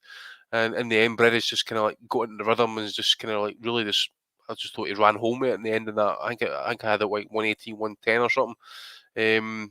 I was actually kind of rooting for Dortico actually, because just how much he's actually gave against Gazaev and that as well, and you thought he might kind of go over the line, but he's a Cuban fighter, I forgot about that. Cubans always seem to fall apart when the big one matters, so maybe we just need to kind of draw a line under it. As for Bredis and that, obviously we go back a wee while with him and that when he knocked out Manny Char with uppercut and stuff, so other than probably rematching Glowacki, who I forget who he's fighting. Who's he fighting against? Is it Chamberlain?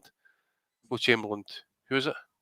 I don't know. Okoli maybe, is it? Okoli, aye. Okoli, so, aye. So other than that, I think he's due him a rematch, but we'll wait and see how that Okoli fight goes. I think he should move up to heavyweight, get a couple of paydays, and then chuck it. I think because he's done really well for himself. Very very technically polished fighter and stuff. Pushed a pound for pound fighter. Usyk all the way. I was in the arena myself actually. I kind of thought that maybe Bredis maybe shaded it. Pushed him all the way as I say. So just ran it home last night and stuff. So very very very good performance. He was fast. He was smart. So yeah, well done. And as I say, it's just go up and wait now. I think and just try and get a payday. And who knows, maybe get the Usyk rematch at some point. Never know. Absolutely. Just checking in on you, Smido. How are you? Keeping well? I don't know if you can hear me. I'm just sitting here with the camera on. Can hear you perfect, Smido. Go on, chuck us something in. A nugget. What was that? Did you get anything of what I said earlier or not? No, nothing, but I can hear you now. Yeah, well, I just was saying it was refreshing to have genuine world title boxing live on Sky Sports at 10 o'clock on a Saturday night. No beef, no bullshit, no crap undercard with women's world titles. Come on at 10, fighting at quarter past. And I quite enjoyed it. Pretty much agreed with what Andy said in terms of Bredis just, from the second half onwards of the fight really took control for me. To be honest, I just think I thought the commentary was okay, but they were talking about Dortico power versus Bredis movement and activity, and that was reasonably correct. The ring was absolutely massive for a start. Absolutely, I can't remember the last time I've seen a ring that big. It was huge, absolutely huge. It was, wasn't it? Well, sorry. Yeah. Not Kell Buck fight, was it? No. But no, it was a massive squared circle, let's say. But yeah, I thought that it was quite easy to score in terms of there was the odd flurry from Bredis, and like I say, using his movement and pretty good variety. I thought hooks up the top, just catching the judge's eyes and really banking the rounds. I thought he used the ring to his advantage, and Dortico had little bits of success in the first half of the fight when he kind of got Bredis into a corner, but with the ring being so big, he just couldn't do that very often, and he didn't. I thought Bredis did well to nullify Dortico's power really, and as the fight went on and Dortico got more desperate, he was becoming a one-punch fighter, and he was just trying to go for the right hand, failing, and Bredis found a winning formula and just kept at it and won pretty well. And like I say, I agree with what Andy said in terms of he's been in some good fights with some really good level guys. It's the same old story for the cruiserweight division, but like I say, that Usyk fight was close. I just think he's had a really solid career. For we take the piss out of the Latvians. He is Latvian, isn't it? Yep. We've taken the piss out of the Latvians as the years have gone by, but yeah, he's obviously the standout, and yeah, just fair play to him. And this Super Series for the cruiserweights has been absolutely perfect, because sometimes the cruiserweight division gets forgotten, and it's a bit of a waiting area for those that want to eventually move up to heavyweight. But because there wasn't any standout names, or basically because there wasn't any greedy American or British fighters other than Bellew, for the last 2 or 3 years. Both, obviously, the first series was better than the second, clearly. But yeah, both of them have managed to take in most, if not all, of the top guys at one weight in a tournament format, and it really has been really, really good for the cruiserweight division. And they'll probably do a series 3, and Steve Wellings will probably pick Dortico to win season 3 as well. Don't know what you're talking about, Smido. Moving on swiftly. Lee the Alcoholic Frotch. Darren Barker doing the old whoa. There's a time and a place for that, but if you keep doing it all the time, it takes away the effects. Talking to Latvians, Aussie, the ring wasn't quite big enough to Hosea Burton to get out of the way of big Ricards Bolotniks over on YouTube. They put it on nice and early for us so we could see it before the real stuff got into gear. Bolotniks, they're knocking him down twice in the ninth. I think the referee brought the standing 8 count in, really, so he didn't have to stop Burton, but it was one-way traffic and 100-90 card. You love to see it. Yeah, the card, that's harsh. I mean, like you said, to give him not even a round was just wrong. An absolute travesty. But I actually thought Bolotniks won pretty handedly. I know Burton was, shaking his head and stuff. I get it. Yeah, the 100-90 card was wrong. But I had Bolotniks winning probably 7 rounds pretty comfortably. I was surprised. I thought Burton would win. I thought he'd win pretty comfortably. I thought he'd knock him out in the early rounds, to be honest with you. Too. Yeah, me too. I mean, I didn't really read much into the Stevie Ward win from Bolotniks. Yeah, because he's not very good. Ward ain't good. So I thought, right, fair, he's just been caught. The guy can clearly crack. That's it. But yeah, and I put it out yesterday. Hosea Burton spent all the fight week talking about Anthony Hard again. I'll smash Anthony Hard to pieces. Clearly, you fucking won't. Anthony Hard will kill him. Absolutely kill him. He would stop him. And Burton tired big time. And it happened again in the Buglioni fight. It was poor coaching. Burton was winning. And they were still telling him to bore forward when he was cruising. The Smiths in the corner, Joe Gallagher. Burton got dropped heavy by Buglioni and just couldn't recover. And again, it's difficult to see for Burton now because, look, he's 32. He's never had... This was his big opportunity. Has fallen short here. I still think there's a place in the sport for him. I said a fight with Dex Spellman, I think he'd be very good. Bit of a crossroads type of thing. Certainly have the chance to operate domestically. But I thought the 100-90 card, was wrong. But 98... Yeah, I mean, look, 98-90 type of thing. I would certainly say that Burton won 2 or 3 rounds, but I thought Bolotniks was a fair winner. Why was he in Latvia, Ozzy? Why did he have to go out to Latvia for? They picked the names out of a hat, don't they, with this draw? So who's the other 2 fighting? Serge Michel and Liam Conroy. Yeah, so that was it. So basically, it was a case of one's going to Latvia and one's going to, I think Conroy's fighting in England. In Wakefield, isn't it? I think they do. Yeah, something like, so I think that's the way, it's just look at the draw, basically. Conveniently, the Latvian was able to fight in Latvia. But yeah, look, would it have made a difference?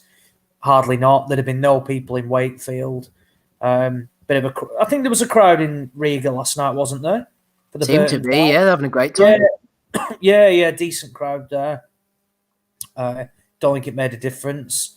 Just don't think Burton is all that. I think he needs to concentrate on his own fights and stop talking about other fighters, particularly fighters that just smash him to bits. I mean, look, can you see him in with the likes of... Obviously, he won't fight Callum Johnson because he's his gym mate, but could you want us to see him in with the likes of Yard, Joshua Buatsi type of thing? They get eaten alive. Burton is just a long, long way away from that level now, and I think Pitters would destroy him, Lyndon Arthur would destroy him.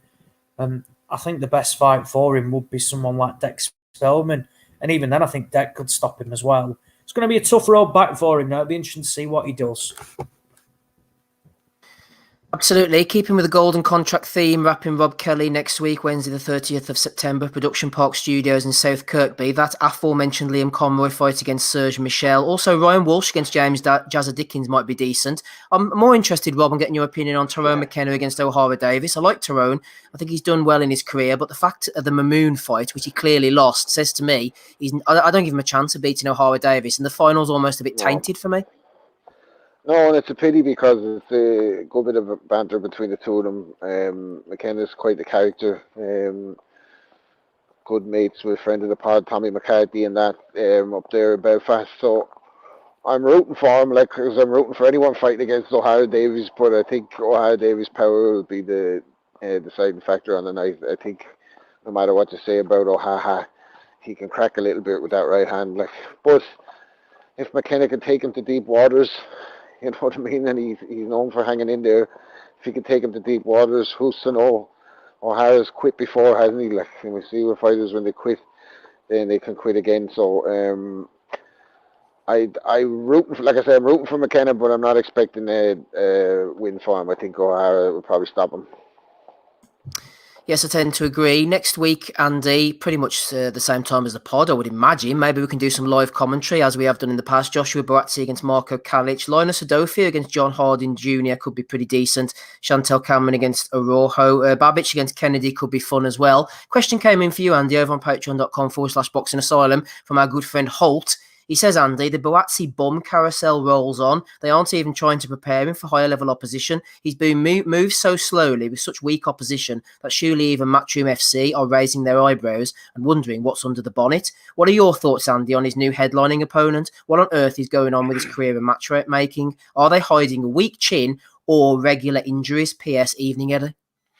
I really don't know. I mean, I think. I'm sure Joshua manages Barazzi. I'm not entirely sure. I think that's correct. So I don't know how much input Hearn's got as such, but it is disappointing. I'm trying to remember who he was meant to be fighting. There was this opponent who pulled in kind of like, no like last minute as such, but he's had like a few weeks' notice. Now, I've never heard of the guy. Of course, never even seen him. I'll probably need to go and have a wee look at him maybe. As well, he's fighting in Morrison's pubs and Budapest, for example, and that. So you can imagine that he's pretty handy throwing guys out of doors and stuff. But I mean, rather than just watching them, I just got to say that Barazzi's going to come in here and just kind of blast them out and stuff. But who knows? We'll wait and see. Barazzi at times and stuff, you think he's going to put the foot down and stuff, and sometimes he just kind of labours forward. And that I remember the Ryan Ford fight, for example.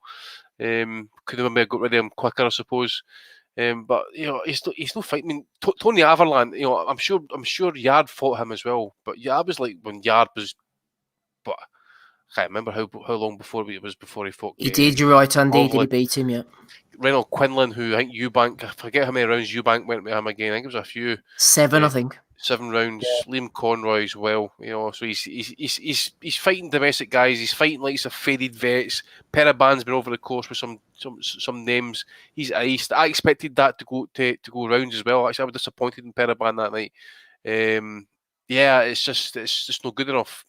For me as a fan of him anyway, it's not good enough for me. I will watch it because I do like him as a fighter. But I just don't know what the hold up is. It could be personal, it could be injury wise. He might think he's not ready. It could be a multitude of things. But as a fan looking in for the outside, and I'm disappointed. Like I really am. And you think, okay, we'll give him a gimme fight. After this, you got to start upping the competition a wee bit. Like, I mean, I don't know, go for like Zach Dunn, for example. I think he's Australian. He's fought at Commonwealth level. I'm sure. I think Brophy might have beat him. Egan McCalkin, he's been over the course at European level. Subransky, guys like that, for example. I don't know, just Leon Boone he had a fight there on the German card there last night. He would come to fight. I just obviously Yard's talking as well. And that, I mean, that fight is never going to happen with the sounds. I know Eddie and Frank might get something tuned up shortly, I think. But it's going to be too long. So just, I don't know. Some of the names I threw out there are probably the kind of best fighters I can think off the top of my head that would be an ideal learning curve for him. I mean, the Chinese guy, is it Meng Fanlong? Yeah, supposed to fight Beterbiev, wasn't it? Yeah. I don't think is that fight going ahead still? No, it wasn't. He was going to fight Adam Dienes, and now he's injured, isn't he, Beterbiev? So then you've got to start going up levels. You're looking at Ramirez, Pascal, for example. Could he beat Pascal at this stage? I don't know. I really don't know, because Pascal, KG vet, has been the course and that. He's got himself right back into things. You just don't know where Barazzi's at, really. For Barazzi, it's a major step up for Barazzi. Exactly, this is what I'm saying. And so who do you put him in with? There's McCalkin. You've missed a big name, Andy. Callum Johnson. Yeah, but Well, yeah. Callum Johnson. But There's what no is- reason why that fight can't be made. They're both with Matchroom.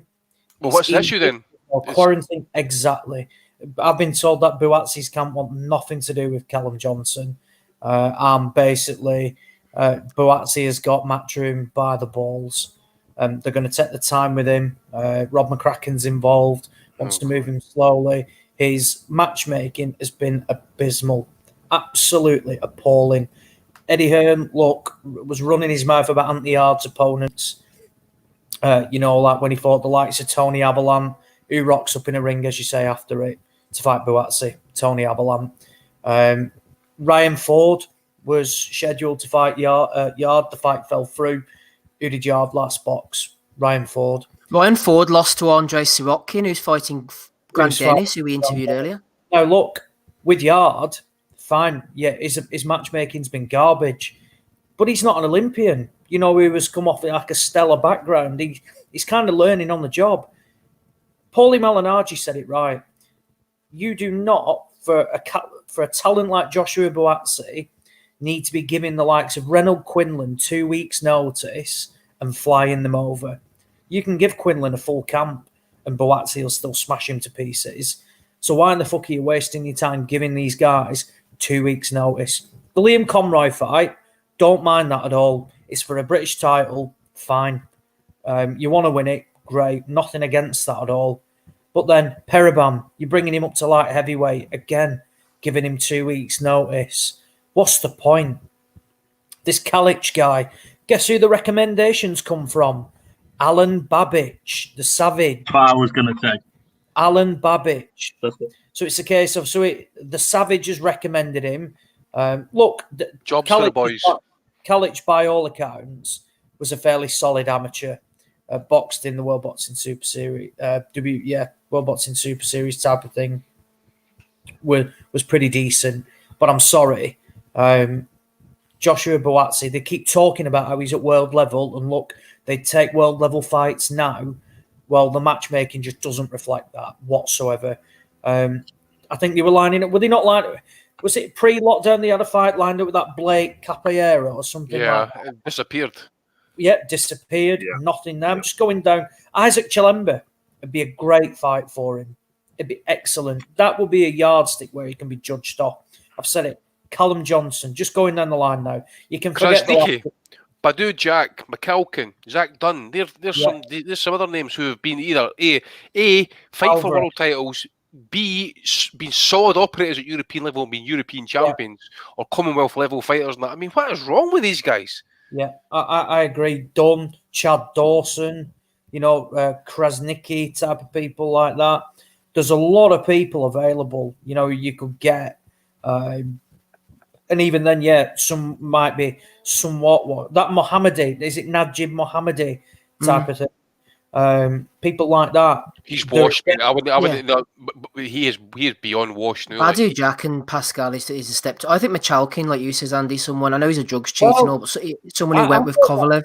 I thought that Machalkin actually should be. Is he not the European champion? Isn't he fighting Callum Johnson? Callum Johnson, yeah, but again, where has that fight disappeared to? That fight is non-existent. Sullivan Barrera. He always gets mentioned, Sullivan Barrera. Again. He's fighting Kovalev, isn't he? I think. Is he? He's meant to be at one point. Before the lockdown, that fight was... I've seen the poster before the lockdown, yeah? Didn't know that at all. Pretty sure. Here, let me bring Smido in, boys. Hang on. Let me bring Smido in this because he's desperate to get stuck in. I know what you're going to say, Smido. I know what you're going to say. People are sleeping on Marco Kalic, the opponent here. Maybe it's because of his last fight, Smido. Sergei Zhuk, 3-4-2, 8-round win for Kalic. Or maybe it's the fight before that, first round knockout win over Balázs Horvath in Albania, 31-28. Come on, make a case, Smid. No, there is no case. Ozzy said exactly what I was going to say.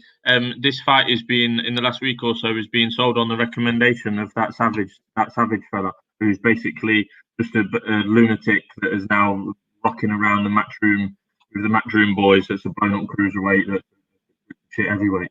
Right, and this is on a text message to Savage and saying that this guy's a good guy to get in. He's been fighting in sports halls and hotels around around East Europe. I mean, his second fight was at the Grand Hotel Pup.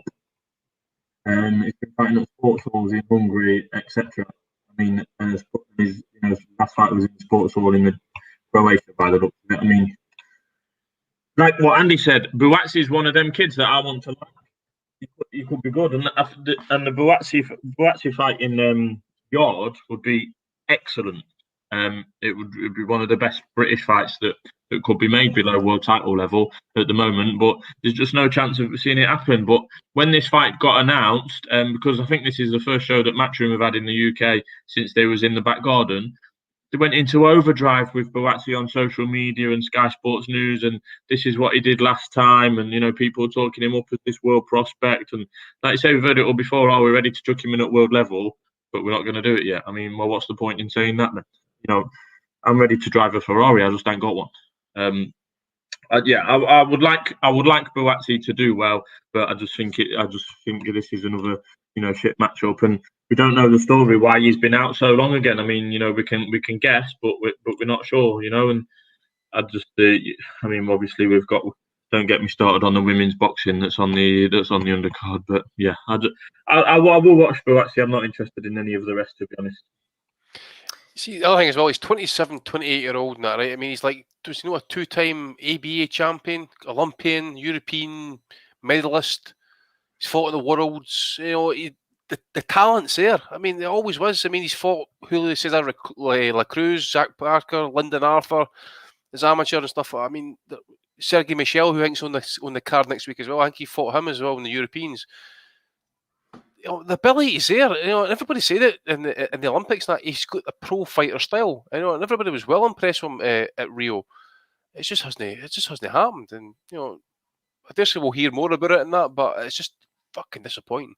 Yeah, Andy, it's like Celtic Spirit says. They're not building these guys right. I mean, shit on Frank as much as you want. He knows how to build a fighter. Matchroom seems to me, it's like all about getting them to the big event, the payday, the big social media, that type of thing. I mean, he mentions here Buatsi, Anthony Fowler, Josh Kelly. Where's he disappeared to? Yeah. Callum Smith. We haven't heard anything else about him. What's Billy Joe Saunders doing? He's not capitalising on all these millions that watched him box on that undercard. Where are these guys? What are they doing? There's an opponent for middleweight Charlo. Billy Joe Saunders get your ass down to 160 in a wee fight with Charlo, by the way. I'd like to see that one. You mentioned his name. You know what Eddie's mantra is? It's all about kind of like building up the ranking and points, get yourself into a mandatory position and stuff. But really, at this point, I mean, Buatsi, I'm sure, is quite highly ranked in a few of the bodies. Now, what happens if he, like, say, next month, he gets fucking called as number one contender for one of these champions? Because fucking Beterbiev is a killer. Bivol would be a hard night's work, technically. Joe Smith, I mean, can you imagine fighting Joe Smith for a WBO title, for example, or Salamov against Vlasov and that? Doesn't be thinking about at this point, considering what he's been doing.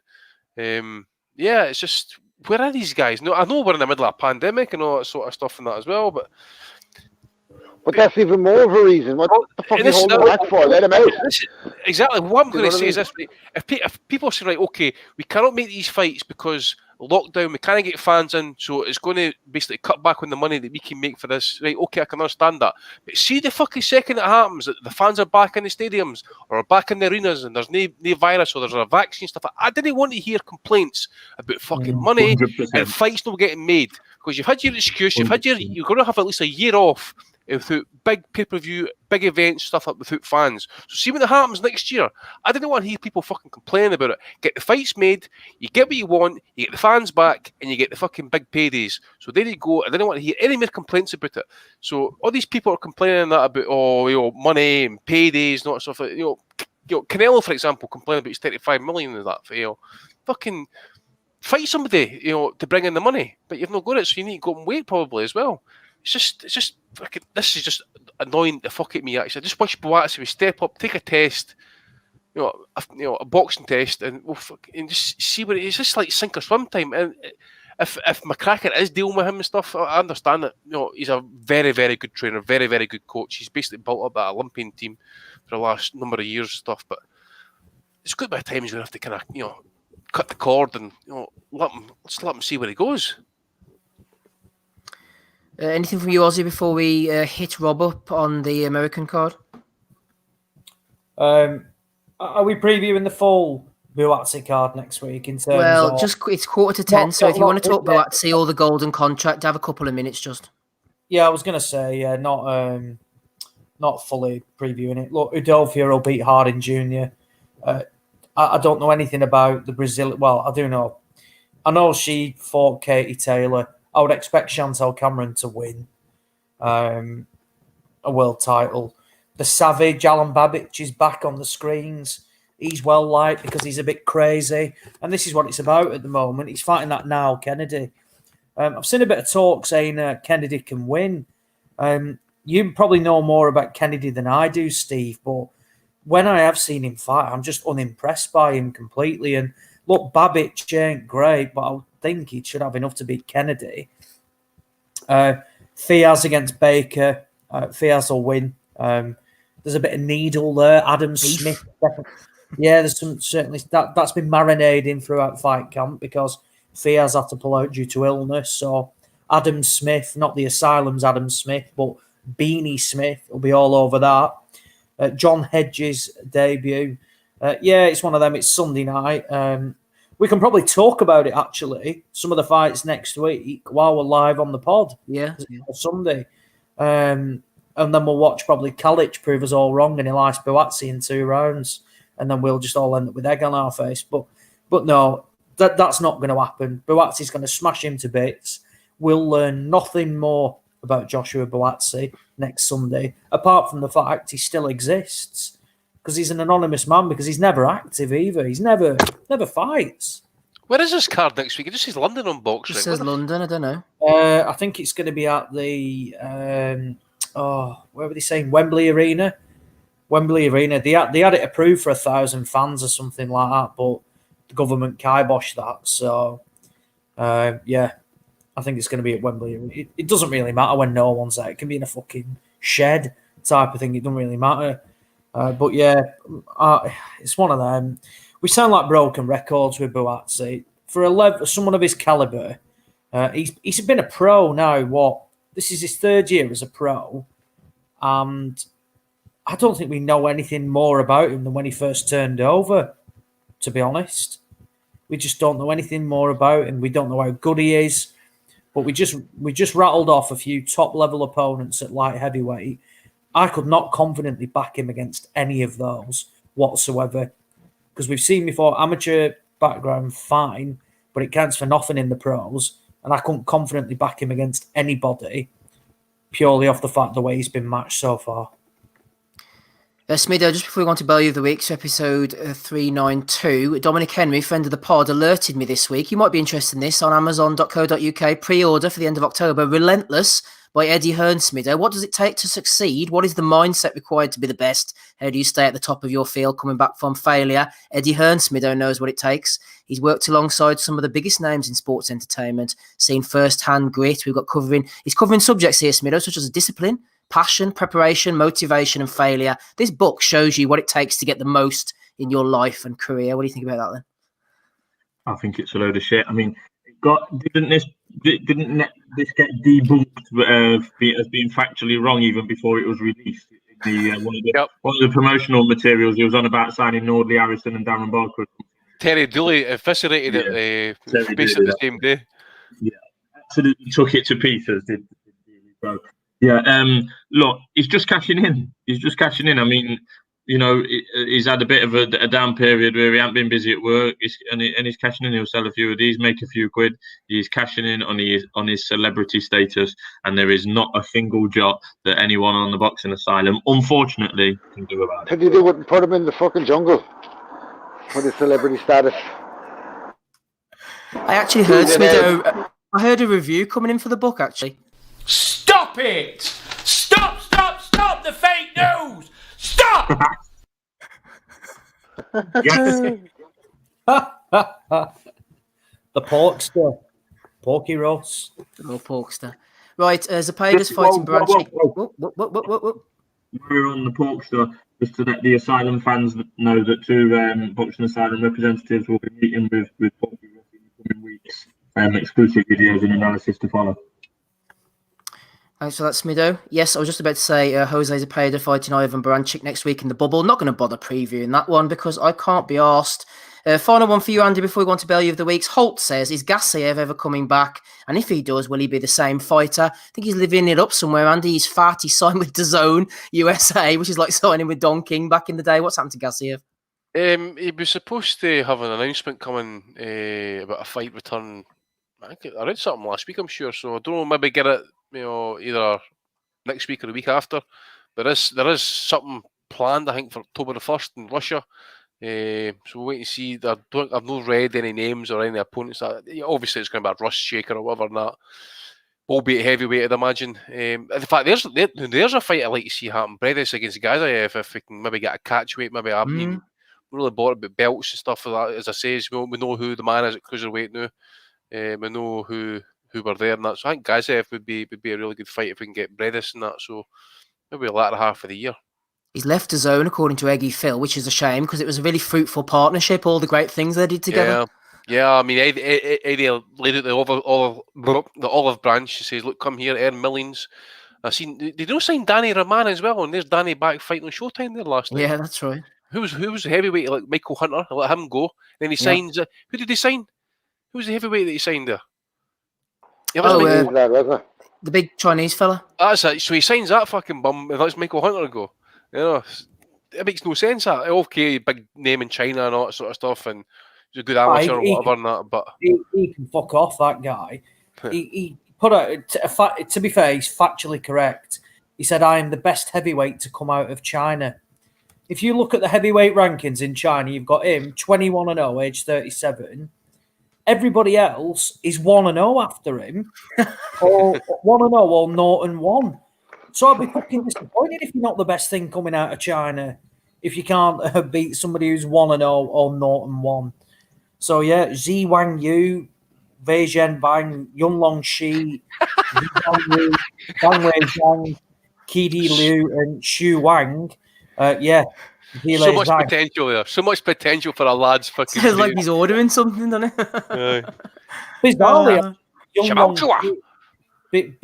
Yunlong Shi, the 1-0 Orthodox heavyweight Chinese, is actually based in Gdansk, Poland. Didn't Bob have a Chinese heavyweight at one stage? Yeah, he was a big monster of a man, wasn't he? About 7 foot tall. When he was doing the Macau shows, wasn't he? And he had some monstrous Chinese heavyweight. Yeah. Was that not him? That was a different one, wasn't it? That was a big lump. I'm trying to remember who it was. What's his fucking name? It's my dog. You just dropped one there. All these fools need to sign with Eddie. That's where it's all happening. So in 10 days' time, touch wood, DAZN have the entire roster of middleweight world champions. So people like Charlo, you've no fights for you. If you want to be a world middleweight champion, you better join DAZN ASAP. Getting damn right. Give me a sec. This is doing my nut in this, mid. Are you sure it wasn't that Zile Zhang? No, I thought it was a different one too, but I could be wrong. Let's see what the chat are saying, actually. I'll go back to them. Taishon Dong says Chukwin. Taishon Dong. He's at it with that one. I fell asleep. I don't know. I'm just looking through the chat here. Let's see what the boys are saying. Iron Mike Taishon Dong. I'm sure it was that Zile Zhang. Zhang Zile? Oh, I don't know. I think we're having a ride here. He hasn't bought in as a Daniel Dubois opponent yet, so that's the acid test for me. Is Chukwuru not coming on this week? What did you say, Smino? Is Chukwuru not coming on this week? Nah, Chukwuru doesn't come on anymore. He's doing a shift. He can't talk. He's got a shift, yeah. Right, let's get on to Belly of the Weeks and get out of here. We're putting a shift in tonight. Adam Smith on the camera, live in Technicolor. In full 240p, rapping Rob Kelly's there as well. Andy Patterson, Ozzie Smith, me, Steve Wellings. Just give a shit to Eddie. Evening, Eddie. Oh, yeah, there's bound to be one for Eddie. Ricky Gravel in the chat somewhere has nominated Frank Buglioni. It's better to die on your feet than live on your knees. Plandemic, hashtag says Frank Buglioni. Jamie Coleman has nominated somebody. Not sure who.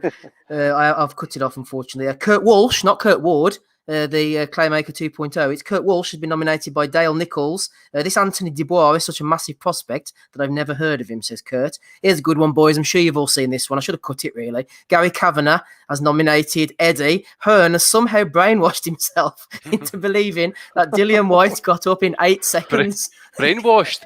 Looks like he gaslighted himself by him and actually believed that shit. What the fuck is he on about? Evening, Ed.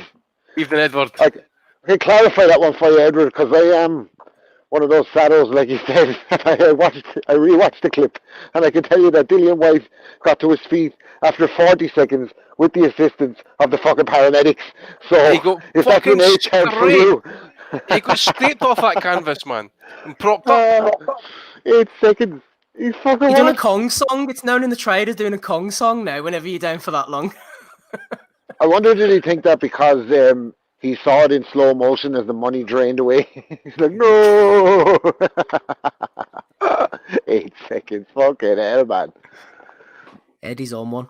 Matthew Dolan has nominated Antoine Fletcher. Antoine says Usyk might be the most overrated fighter out there. He got 2 gift wins over Bradis and Gassiev, where he didn't look special at all. So he beat a past prime Bellew, who had been trying to retire for 2 years. I think the troll might be in there on that one. Johnny Clash One has nominated Owen Torfey. Kaiser Cobra has nominated Tony Bellew. He's changed his tune on COVID-19 anyway. He was telling everyone to stay in. Now he's telling them to go out. I don't think he really knows what he's doing. Porky's nominated Steffi Bull. Pat in the back on the Matchroom Fighters there is old Steffi. Here's a good one. No doubt you saw this one, Andy, flying in. Ewan Evans was one of many people to nominate Marco Villegas. I think this is the guy who does the scoring for PBC Fox. He says, Pacquiao is a really bad style matchup for Conor McGregor. But then again, I can see him catching him with a big punch because Conor is a good counter puncher. Oh, hey, he got triggered off that because see the responses he got flamed for it, by the way, right? And he's like responding to everything, so you could tell he was rattled. He even responded to me in that. I was like, this guy's actually media. And then Ben kind of like, told me that, listen, he's got to lick ass to get an interview and that. But come on, fuck. I mean, Conor McGregor against Pacquiao, even at this stage, Pacquiao would be running about him like flies on shite, man. He's not going to be carrying him for like 10, 11, 12 rounds and stuff. You could even see Conor gassing out after 6 and that, and then fucking Pacquiao absolutely erasing him. Pacquiao's going to obliterate him. Like, what the fuck is going on? Logan Paul and Mayweather and Pacquiao versus McGregor, the fucking fights that we all wanted to see after the pandemic. What the fuck, man? Like, I mean, how is this even a draw, though, now in 2020? I mean, like, it's not like McGregor in his prime versus Floyd where they pulled off the heist of the century between the two of them. Like, since then, McGregor's got choked out and had a series of fucking sexual allegations thrown against him. And I think he's won one fight and then retired. Like, what the fuck has he got from Manny Pacquiao, who's still active and beating all the top guys? Just dropped Keith Thurman on the way to fucking shutting him out. What the fuck is Conor McGregor going to have from Manny Pacquiao? Apart from a big fat stack of cash that he's going to get for landing on his arse, I suppose. But there was a 37-year-old got beat in UFC last night, and McGregor says he still wants to fight him. This was the fella that Dana White turned down. And he still wants to fight him. He was out screenshotting. Wasn't he out screenshotting? Yeah, exactly. Just like a woman. Like, who the fuck does that? Like, but like, at least Andy's right. Like, at least Manny will just go out and blast him out. He won't fucking. He's not going to just go out and hit him with 100 punches. Like, he's not going to fucking carry him for 10 rounds like Floyd. Did you hear Floyd in that interview? He was like, yeah, I carried him. Like, I wanted to make it entertaining, so I didn't even train for that fight. I just the thing is, Floyd there for a few rounds. That's the thing. Floyd's a degenerate gambler, so of course he's going to get his mate earn some fucking money and that as well. Him as well and that. I don't think Pacquiao's like that. I mean, obviously maybe likes a gamble, likes a shag. Floyd's setting up the rematch plausibility as well. I thought, wasn't he? Pulling him so many rounds, you could sort of sell it if you needed to. Saudi were wanting the rematch, I think, for that. Yeah, Floyd's not one bit slow. Carnival fights in 2020. Talking about people who should belong in the circus, Benny Boy on Twitter has got stuck in on Bob Arum. Concentrate on your own fighters, Bob. You couldn't lace Eddie's boots, mate. You're miles behind him. Says Benny Boy. Going in on Bob. 50 years in the sport, man, and he's like, he's built, he's had like some of the greats of all time, in his roster and that, and he doesn't care what he's doing. Aye, right, okay. He hasn't had AJ versus Charles Martin though, so no. I mean, that's when boxing started. Look at the production. Look at the production there, like big screen. Bob Arum never thought of that. Boxing on BT Sport, who do you think is the best pound-for-pound boxer in the UK right now? William McNamara has nominated Had BCFC, who went for Fury, Warrington and Frampton. Okay, then. Andre Bassi has nominated Coogan's new intro ad, the one that starts with a guy who looks like he's in cell with a gay rapist, who then ends up sleeping with a fit bird because IFL TV sponsor a debt management company now. You like a good bit of William Hill. Debts with Dads or something, is it, Smido, this one? Yeah, it was Debts for Dads, but now it's Knockout Debts or something like that. But I've seen Coogan's doing the voiceover as well, isn't he? Like, all in the videos, like. The voiceover, honestly, is shocking. Yeah, but it's got like sexual innuendos in it deliberately as well. Says something about won't be the only thing worrying you under the sheets. Oh, it's weird, man. He's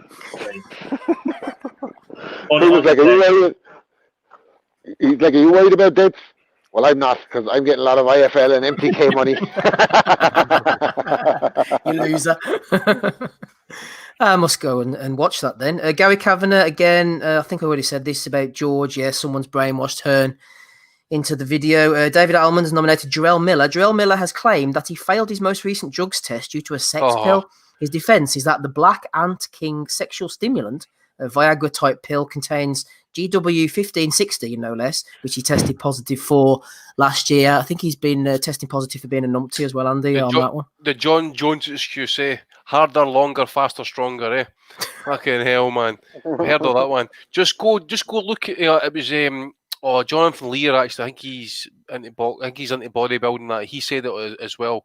Look at, if you go to Jarrell Miller's Instagram page and see him lifting weights in the gym and stuff like that, and if you know the bodies, I don't know the bodies, I just listen to Jonathan Lear, but if you look at the faces next to him, then you fucking know who he's mixing with, and that's guys who are dealing and taking steroids and stuff like that. So you can just own it, man. Just do a chill sunning. Just say, yeah, I did it. So fucking what? You probably get off with it as well.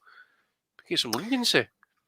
Justice for Jarrell. Captain Chunk17 has nominated Frank Buglioni. The irony of this, I don't bitch and moan, says Frank. That will be you, the bitch that keeps cropping up on my timeline. You saw this, Andy.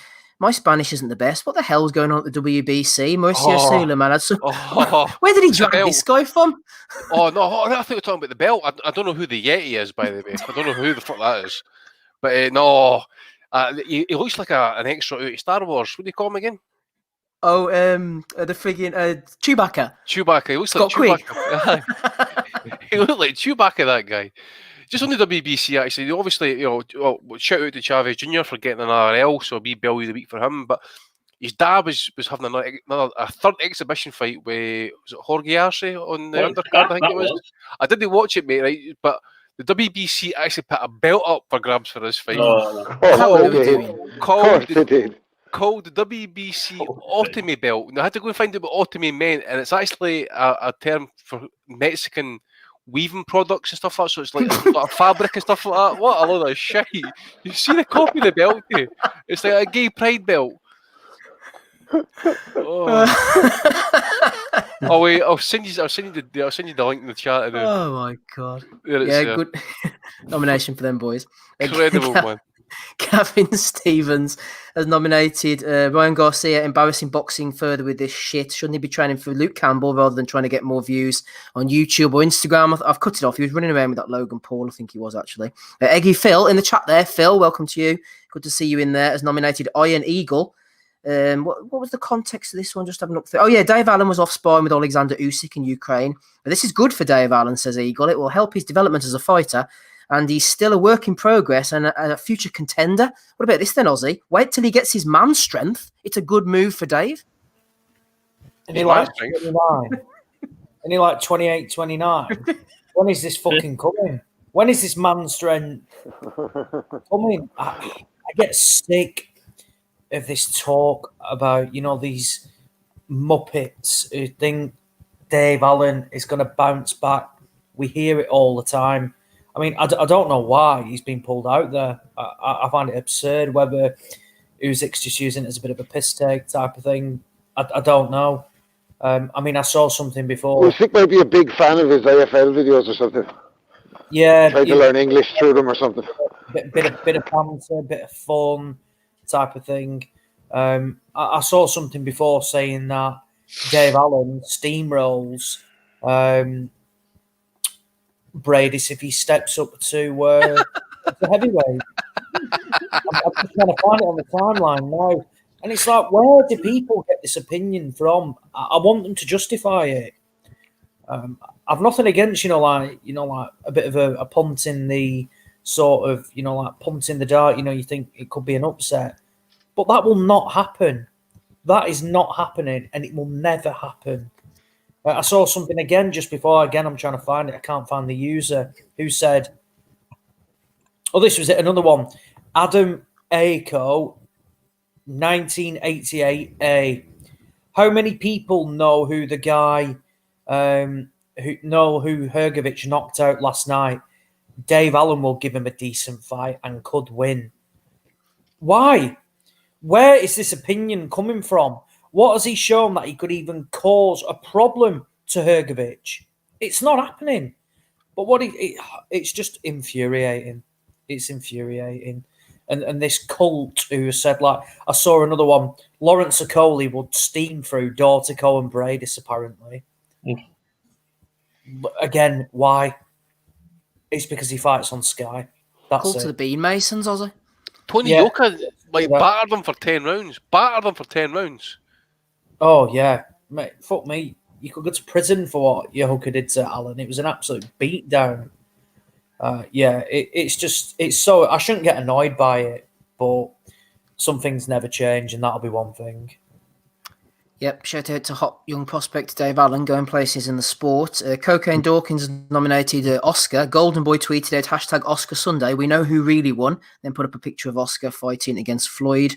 Greg Cross again has nominated Benny Boy for telling Bob Arum to concentrate on catching up with Eddie leading the way. George Foreman's been caught out again, retweeting a picture. I think it was with Harold Shipman's head on. Picture. It was a fake picture. But He always gets caught with them, doesn't he, Smith? Yeah, it just had what's his name, Shipman, photoshopped on it. It wasn't even a good Photoshop. Shipman with his powerful jab. Didn't John say, yes, I remember? Didn't he say something like, yes, I remember, but hold on, before I answer this question, did I get a loan off these people? That's what he said. Oh, yeah, he did, yeah. He did. That is Big George, legend. He takes it well, doesn't he? He takes it well, George. Ben Thorns has nominated Josh Taylor. After the fight last night, Josh Taylor said, I know people will say, right, you're talking a bit of nonsense here, but I could go as far as saying that that's the heaviest puncher I've ever been in with. That's just nonsense, Josh, but it's also Belly of the Week, says Ben Thorns.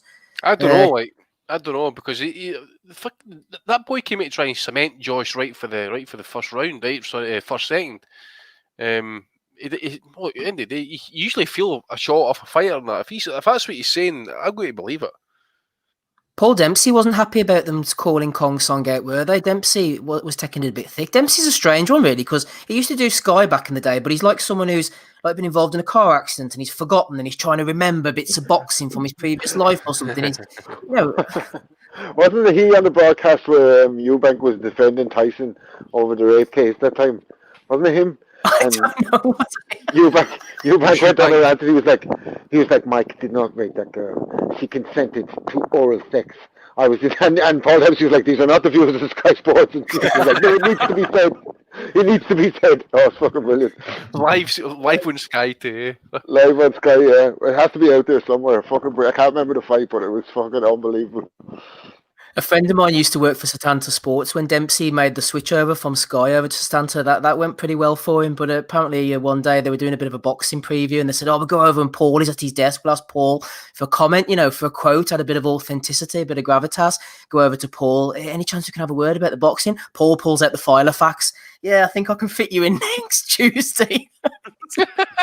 File of facts. Fucking Delphi. Looking at a sentence like So the serious man is Paul, serious man. Anyway, Story Boy Christoph has nominated Johnny Nelson, talking about fighters who lost their first fight. We all lost our pro debuts, but still ended up as world champions. A loss means nothing as long as you learn from it. Hashtag experience gives you wisdom. He then also put up pictures of Tevin Farmer, Bernard Hopkins, and Juan Manuel Marquez. So the historical revisionism of Johnny Nelson continues, being pushed on by himself here. British Boxing Blog has nominated Who did he nominate, actually? I think it was the PBC themselves. Charlo Derevyanchenko isn't just a big fight for boxing fans, but the outcome of this fight can change the landscape of the super middleweight division. Hashtag Charlo doubleheader. Jevon Bay talking about Jamor, talking to Chris Mannix. I don't know if you work for DAZN or who you work for, but asking me some bullshit, and I'm about to get off this interview. It's good to see Mannix and called out, isn't it? Because he's been doing a lot of shit talking lately. What else have we got here? Conor Brennan has nominated Conor McGregor's whiskey, Proper 12, sponsoring the Charlie Brothers fight. The tastiest, smoothest liquid gold in the world. It's more akin to scummy ditch water that you wouldn't use to put out a fire, says Conor Brennan. So there you go, nomination. You wouldn't use whiskey to fucking put out a fire anyway, for fuck's sake. Doesn't matter what quality it is, by the way. Oh, fucking hell. Conor's got his eyebrows burnt up at some point. Any nominations from you, Andy? Well, Eddie Hearn for me, just off the back end, like saying that Showtime are basically polishing a turd with that card they put on there last night, and then for Eddie to get up during the week to say that White was up at 8, and he doubled down on it as well the day after. And that, I mean, last week it was Dillian White was too nice. That wasn't the reason why he brought in that fucking camper van and stuff, because he was ferocious and he was going to be ruthless on the night and stuff, and then he whimpered. So Eddie Hearn, WBC as well, for that fucking monstrosity of belt they've created, their Ottoman belt. What the fuck? It's something with that Azteca belt as well, So is that there, Andy? Yeah, the same colour as Mexican meat. Yeah, Eddie Hearn for me though. Talking of polishing turds, I wasn't going to throw these in, but I am going to throw them in actually now that you mentioned. Talk about Matchroom polishing a turd this week. Email comes out. Mexico hosts Estrada, Chocolatito, and Martinez triple header, world title blockbuster. You're thinking, oh yeah, this is brilliant, this. And then you look at it and it's Estrada against Carlos Cuadras. Yeah, okay, not too bad. Rematch though, as it is. Then you look at Chocolatito and he's going in against, what is it, this Ismael Gonzalez, who's already knocked Cali Rafai. And then you look down it further and you got Martinez is going in against Maximino Flores, 25-4-2, who's landed the vacant IBO crown. So there's a bit of turd polishing going on there, Andy, I think. See the one that Gonzalez, that Chocolatito was fighting, by the way. That was, he fought Rafai in Monaco. He should have got a decision that night. He can fuck off as well, Hearn, because he said that third fight with the IBO is a unification. It says it on the poster. Whatever it is, it's like WBA and IBO unification. Hang on. Like, since when have we started recognising the IBO as a unification? I think Chris Eubank Jr. would be either a 2-weight or a 2-time world champion, if that was the case, because he's won the IBO belt. When did we decide? When was it decided that the IBO were recognised and could be put in unifications? It's a joke. Yeah, I am an IBO fan, as you know. Might be me responsible for that one. Any nominations from you, Ozzy? Negative, no. Eduardo gets my vote just for the White thing alone is just absurd. Okay, Rob, any nominations from you? Yeah, quick one for Ray Garcia. Him and, I don't know, was that mentioned already? Him and Logan Paul had a face-off in the street. Yeah, he pulled up on him. That's what you do these days if you have a problem with someone. You pull up on him. Nothing happens, like you just go face to face. It's not like Tommy and fucking the guy from Wales. Look at the fucking state of that. Look at that guy, man. Look at that. It looks like Chewbacca. Look at the fucking state of him. Fucking Lord of the Rings or something. What the fuck is this? That's getting my vote. WBC for that. And the portrait in the background as well. Look at the fucking portrait of the airline in the background as well. Top it off. Dug the portrait up. That's what you look like when you've been in the for 5 years. Oh, man. Oh, Smido, that's brilliant.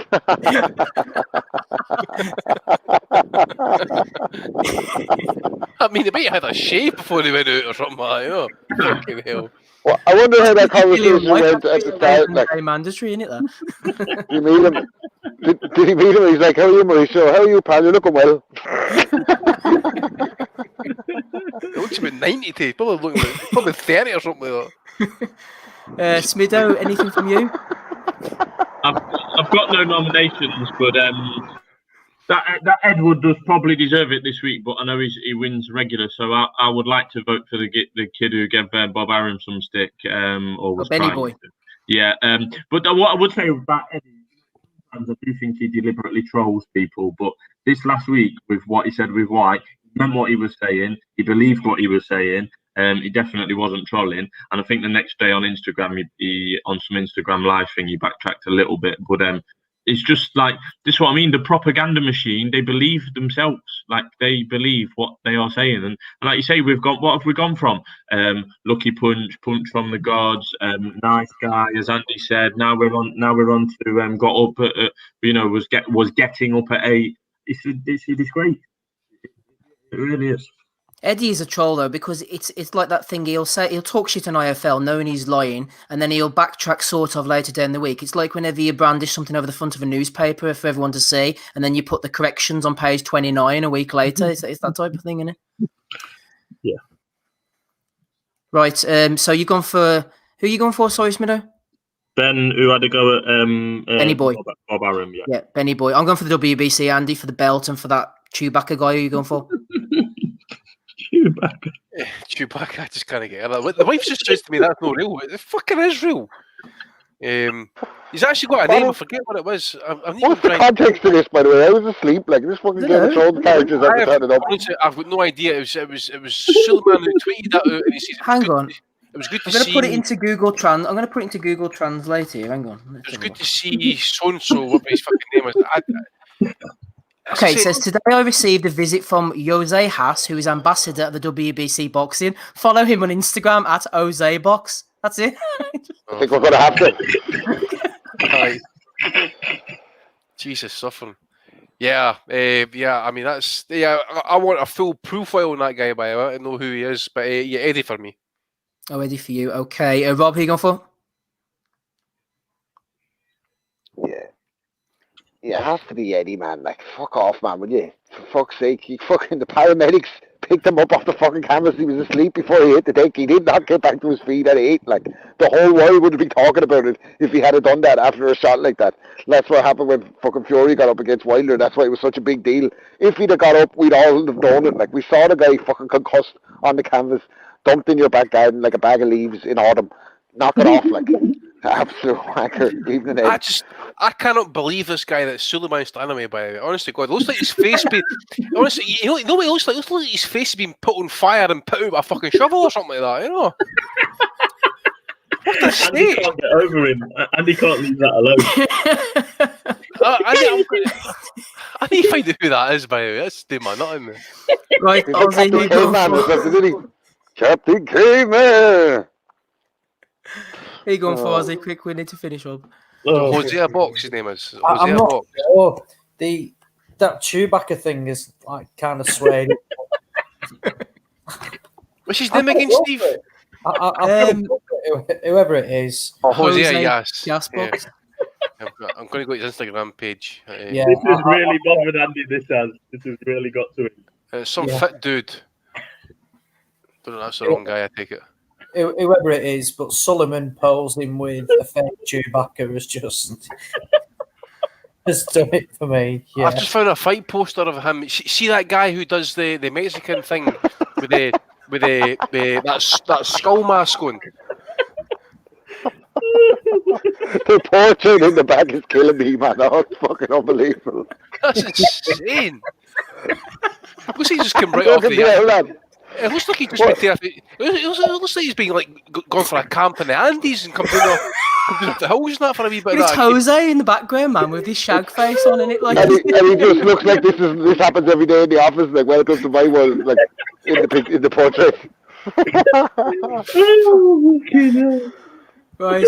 Yeah. I'm fucking crying here, me. I can't. See, you should stick around for Belly of the Weeks more often, Smitho. I love how he's pointing at him too. Like.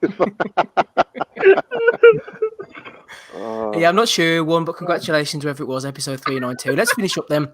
Congratulations, Eddie. I think it was you who got it. Thanks to everybody who's been on tonight. He's lost it here.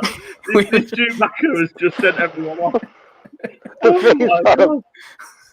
We've had a good night. Right, come on quickly for Andy's bladder burst. Thanks to Ozzy for coming on. Thanks to you, Andy, as well, for joining us. Rapping Rob Kelly, Adam Spido-Smith, right till the end. Thanks to Gabe Lewis. Thanks to Dave the Hater Lowback. What a contribution from him. Also, thanks to Grant Dennis and Duke Mckenzie.